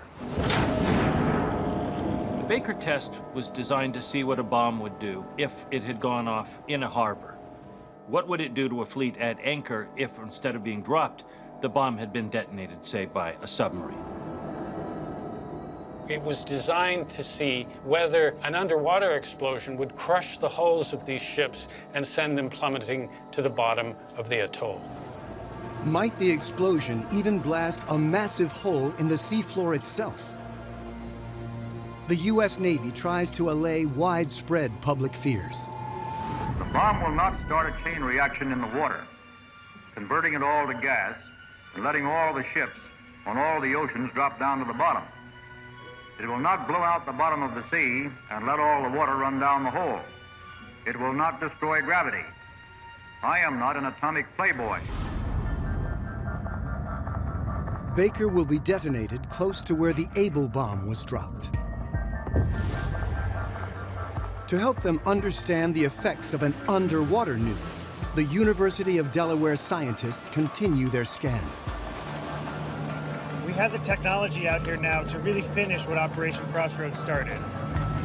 To look at the whole landscape of Bikini, the impact of these bombs on the lagoon bottom. There's one wreck from Test Baker that they really want to find. The Pilot Fish. An American Baleo-class attack submarine. Launched in 1943, she makes 6 war patrols in the Pacific. In July 1946, she takes up her final position for the Baker test, less than 400 yards from the center, with her stern facing the blast. Suspended at 56 feet with cables and weights, the Pilot Fish will be the U.S. Navy's very first underwater nuclear casualty. Submarines are built to take pressure, and they're built to take a pounding. But nobody had ever anticipated the kind of forces that the atomic bomb was going to generate underwater. The surviving ships from the Able test are rearranged for Baker. At the center of the crosshairs, a World War II landing ship, the LSM-60, with a single sacrificial role. Aboard the LSM-60, the bomb-carrying vessel, last-minute preparations. Signal for evacuation.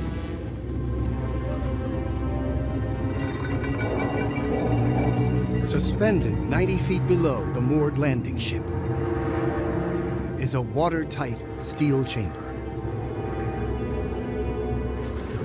Inside is a 23-kiloton atomic bomb, nicknamed Helen of Bikini, the same size and design as the bomb that destroyed Nagasaki. The team is searching in the area where the Pilot Fish was moored for Operation Crossroads. But you do what makes the boat easiest for you, Grant. And it's a bumpy ride. Taking their lead from the 1946 charts and other post-war surveys, they home in on the most likely location and start collecting data. Yep, and that's the edge of the crater. The scan data suggests a submarine-like shape.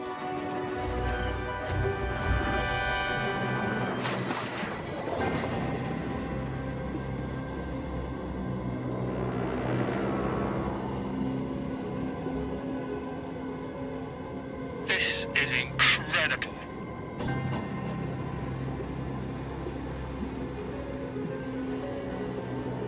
This can only be the pilot fish. That's got to be her. There's only one way to find out exactly what blast damage the submarine suffers.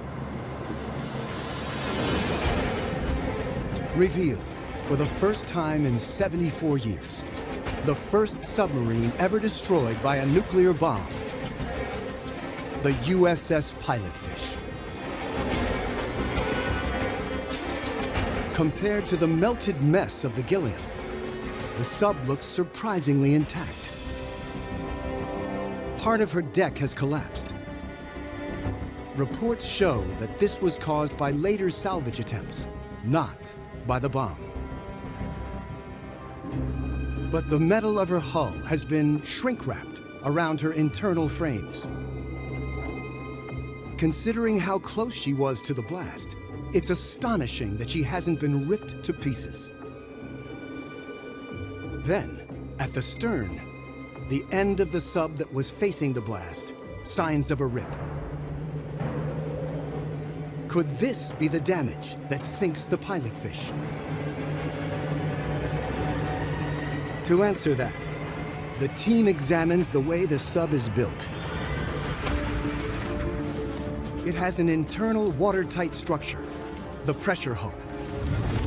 And around that, a much lighter steel superstructure. Damage to the superstructure should be survivable. The hole seems only to pierce the outer hull, so the team doesn't think it's this that sinks the Pilotfish. In that case, what does? Can the drained wreck give up more secrets? By the forward torpedo room and piercing the critical watertight compartment, a much larger hole. Even the torpedo tubes inside have been squashed together by huge forces. So what can explain this hole in the bow, the end of the sub furthest away from the underwater Baker blast?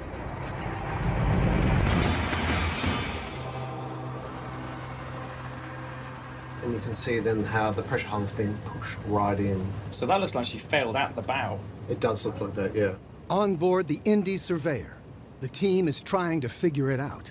They estimated about 5,200 pounds per square inch of force hitting this submarine from Baker, where it was only rated to 300.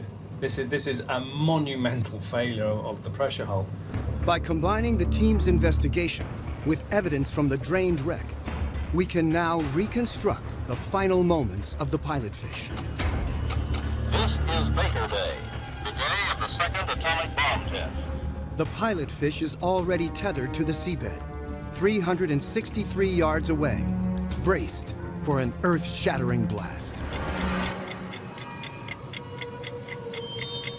5, 4, 3, 2, 1, fire!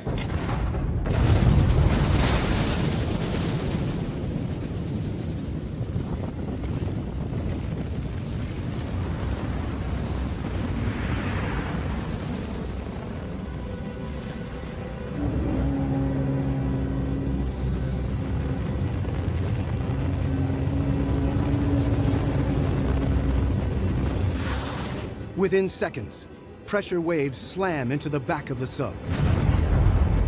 Traveling close to the speed of sound, they force in the steel panels between the structural frames, shrink-wrapping the Pilotfish.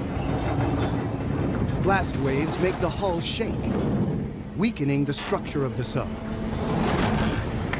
When these combined forces reach the bow, they find a weak spot by the torpedo room and punch a hole through both superstructure and pressure hull. causing terminal damage.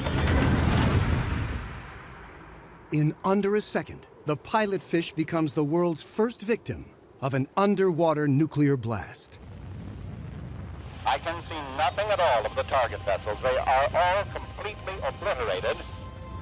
For the U.S. Navy, it's clear proof of the deadly effect of an underwater atomic bomb on subs.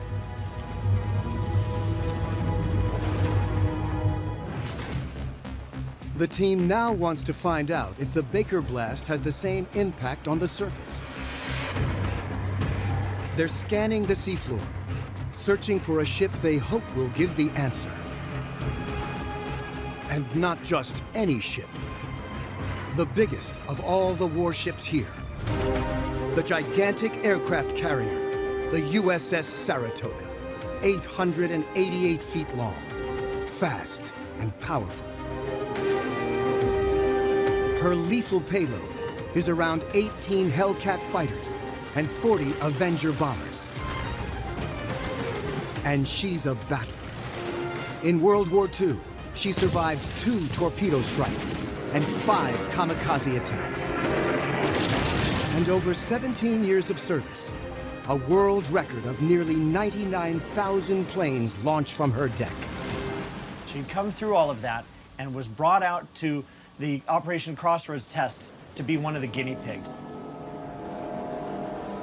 The carrier is located just 300 yards from the LSM-60, the landing ship carrying the Baker bomb. Strapped to her deck are planes, tanks, and other equipment to see how the blast affects them.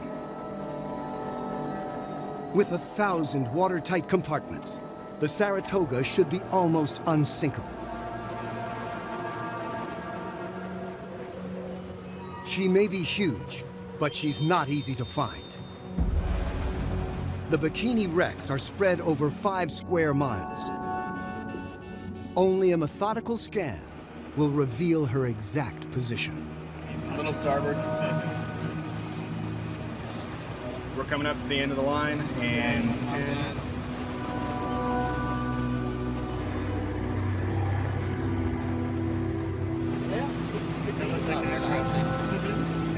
Yeah. Oh, wow. Hello, you big beauty. Awesome. Wow. There's only one ship on the Bikini seabed anything like this. Oh my gosh, it's like it's taking up so much of that screen. It's just astounding, the enormity of it. Intriguingly, the 40,000-ton carrier now lies 300 yards from where she was moored for the test.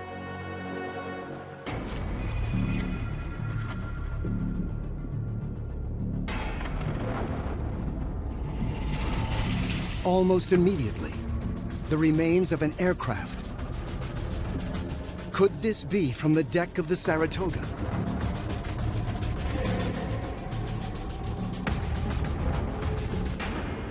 Then, nearby, the gigantic bow of the carrier.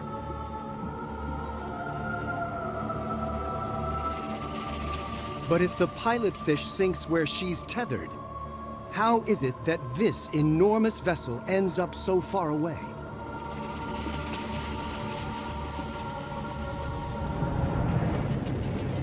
The answer may lie in the remains of the Saratoga itself.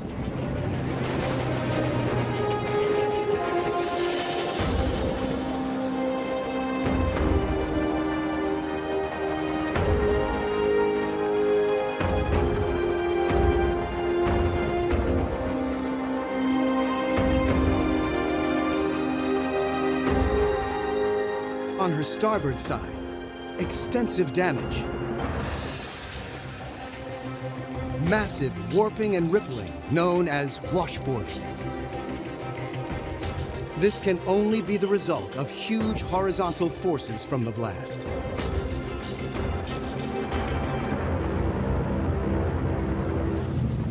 And here, I think that may be the Saratoga we're seeing here.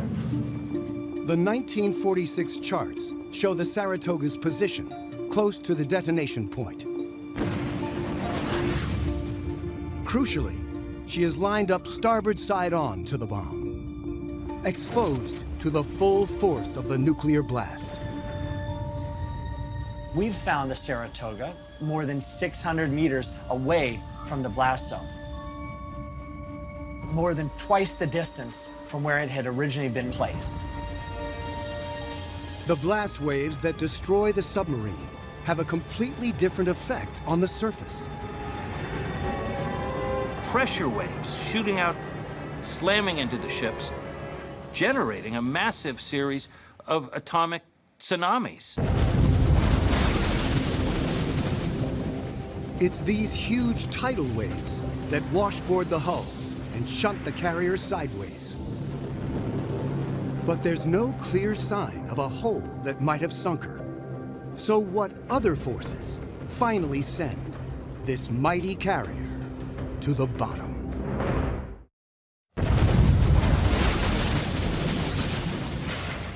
To understand how the Saratoga finally ends up on the seafloor, we need to return to the drained landscape of Bikini Atoll. Are there any more clues on the carrier itself? Standing out clearly is a deep channel pummeled into the flight deck, running half the length of the entire ship.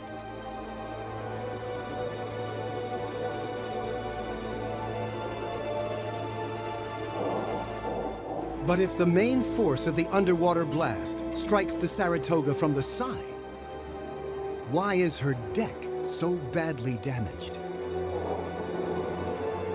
Using the new survey data, we can explain exactly what happens to the Saratoga inside the explosion.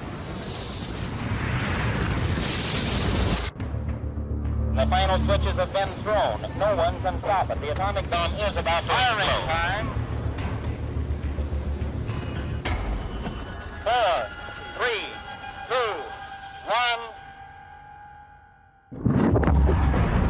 1. 4 millionths of a second after the initial flash, a mass of steam, sand, and blasted coral starts racing up into a spray dome.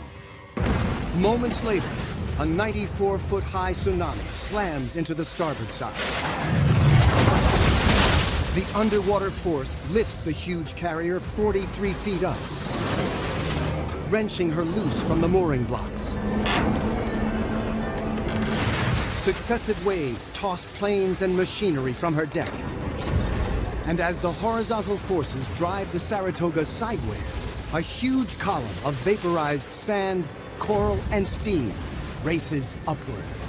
500,000 tons of lagoon bottom literally ripped and thrown up, along with a couple 100 million tons of water and steam in a mushroom cloud whose stem was 1,000 feet across. 10 seconds after the explosion, the massive column starts to collapse.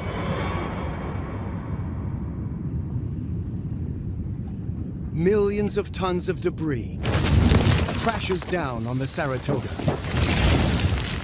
fatally weakening the deck and the whole hull, allowing water to penetrate the ship. Now 300 yards from where she was moored, the carrier starts to sink. The USS Saratoga sank at 8 minutes past 4 Bikini time, 7 hours and 33 minutes after the atomic bomb had dealt her the death blow.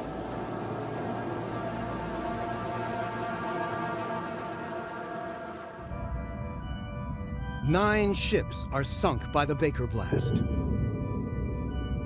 joining the 5 already sunk by Able. As the nuclear mists start to clear, what will the U.S. military and scientists learn from Operation Crossroads? Despite the awesome power of the bombs, the results are not entirely as expected. Operation Crossroads demonstrated that an atomic bomb cannot destroy a naval flotilla. That was a surprise. That was also a disappointment. But the most powerful effect of the blast is invisible.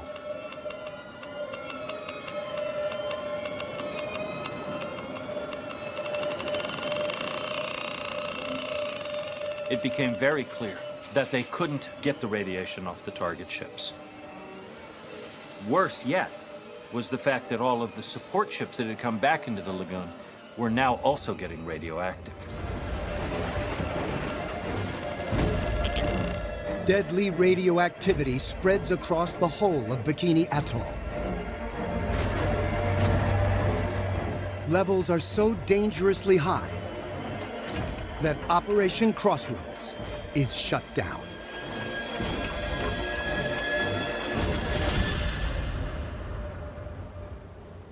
But the Cold War atomic arms race has now begun. So America's test program continues unabated in the Nevada desert and other Pacific islands. And in 1949, the Soviet Union detonates its own atomic bomb in a remote part of what's now Kazakhstan. The Americans retaliate by planning an even more deadly device. 8 years after Crossroads, Bikini Atoll is judged to be safe enough for testing again, and it's about to experience the most powerful explosion yet seen on the planet. The survey team has completed its analysis of the first 2 atomic tests. But there's one area they still want to explore. Less than 20 miles from the site of Operation Crossroads, in the northwest corner of the atoll. In 1952, the USA plans new tests here of a terrifying new device. The hydrogen bomb. And with it, the nuclear age is about to go thermonuclear. The big difference with a thermonuclear weapon is that there's no limit to the power. While the Able and Baker bombs used nuclear fission, splitting the atom, the hydrogen bomb harnesses the much greater energy that powers the sun, nuclear fusion. You could, indeed, with a series of these bombs, not only destroy another country, you could conceivably kill all life on Earth.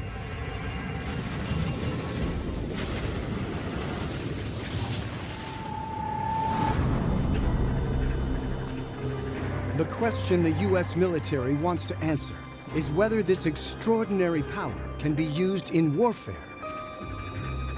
The first test will be called Castle Bravo.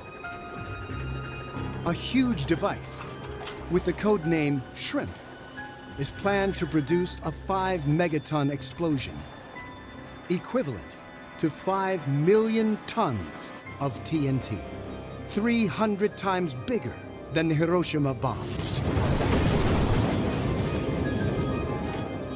Its target will not be ships, but the landmass of Bikini Atoll itself. Nobody knows how big a crater it will create. The thermonuclear device is positioned on one of Bikini's tiny coral islands in the northwest corner of the atoll.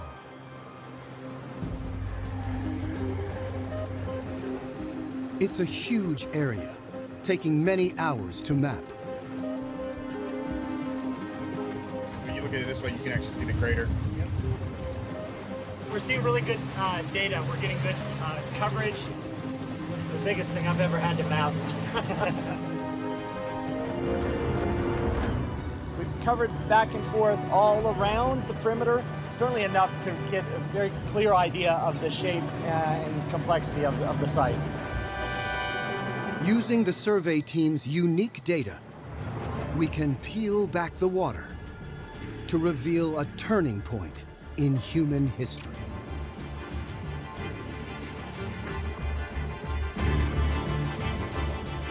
It's a staggering sight. The crater is gigantic.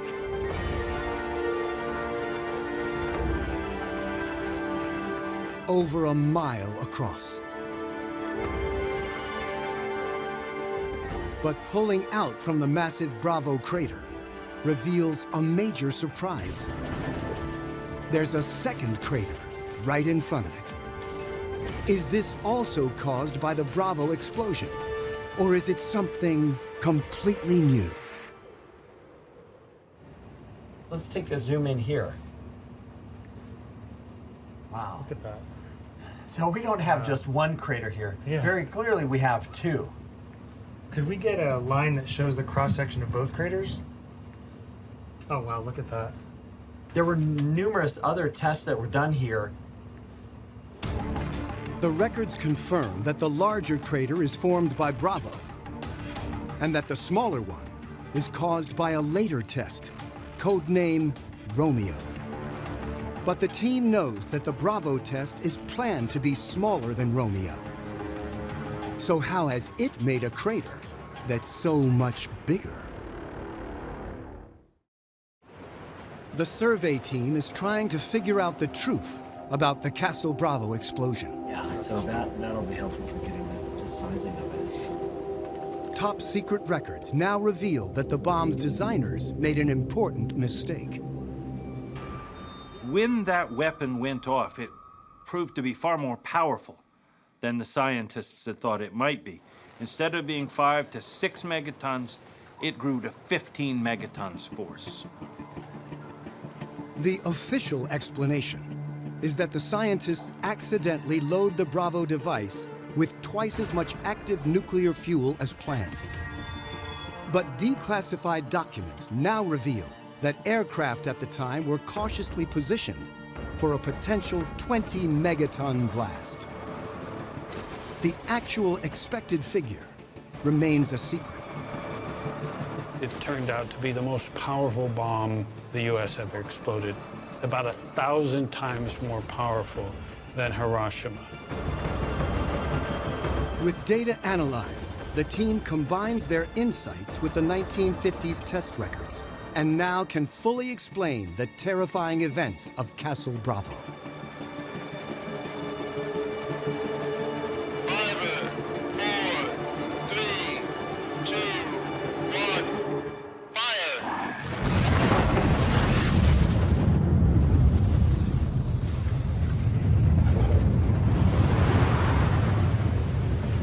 The explosion is off the scale. And the thermonuclear effects are felt far beyond Bikini. 300 miles away on Likiep Atoll, 11-year-old Charles Dominic is just starting his school day. When the Bravo went off, the trees was shaking, the earth was moving. I mean, the building I was in was shaking. Everybody was scared. We were running around like crazy on the island. Where once there were 3 inhabitable islands. After Bravo, all that's left is a gaping void. It erupted with such dramatic effect that it sent radioactive fallout for thousands of miles across the Pacific.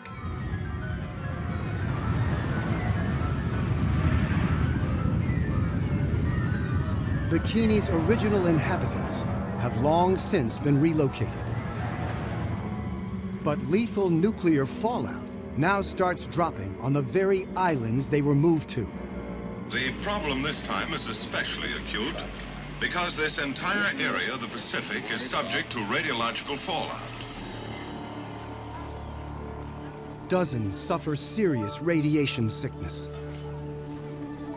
Even to this day, many Marshall Islanders still report an unusually high incidence of cancers and other long-term illnesses.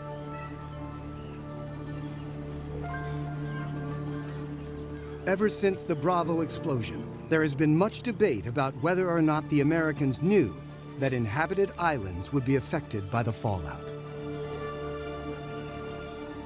The full truth may never be known, but the damage to the environment and to the local population is a graphic illustration of the shocking power of a thermonuclear device.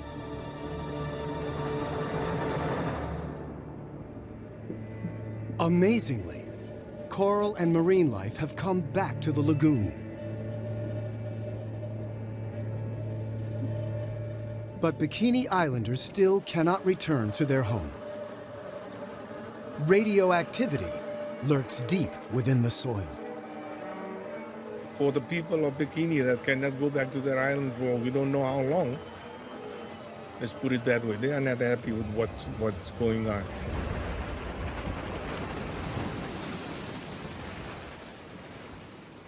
The fallout from Castle Bravo fills the world with fear. But the arms race escalates still further. In 1961, in the remote Russian Arctic, the Soviet Union detonates a 50-megaton device. The Tsar Bomba. By far, the largest nuclear explosion the world has ever seen. 2 years later, world leaders decide enough is enough and agree to limit nuclear tests in the atmosphere.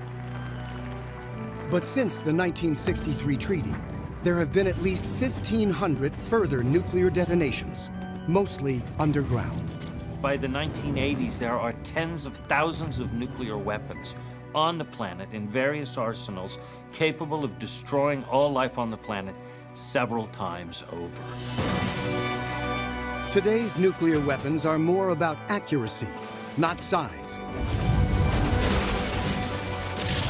With multiple warheads mounted on long-range ballistic missiles. So far, none have been used in anger. We're currently living in the longest period of peace between superpowers in history. Is that due to nuclear weapons? Have nuclear weapons rendered war so catastrophic that it becomes inconceivable? That might be the case. But a lot of that depends upon luck. And the question is, when does our luck run out? The nuclear tests on Bikini Atoll may have helped prevent war, but they also created a balance of terror that the world must live with forever.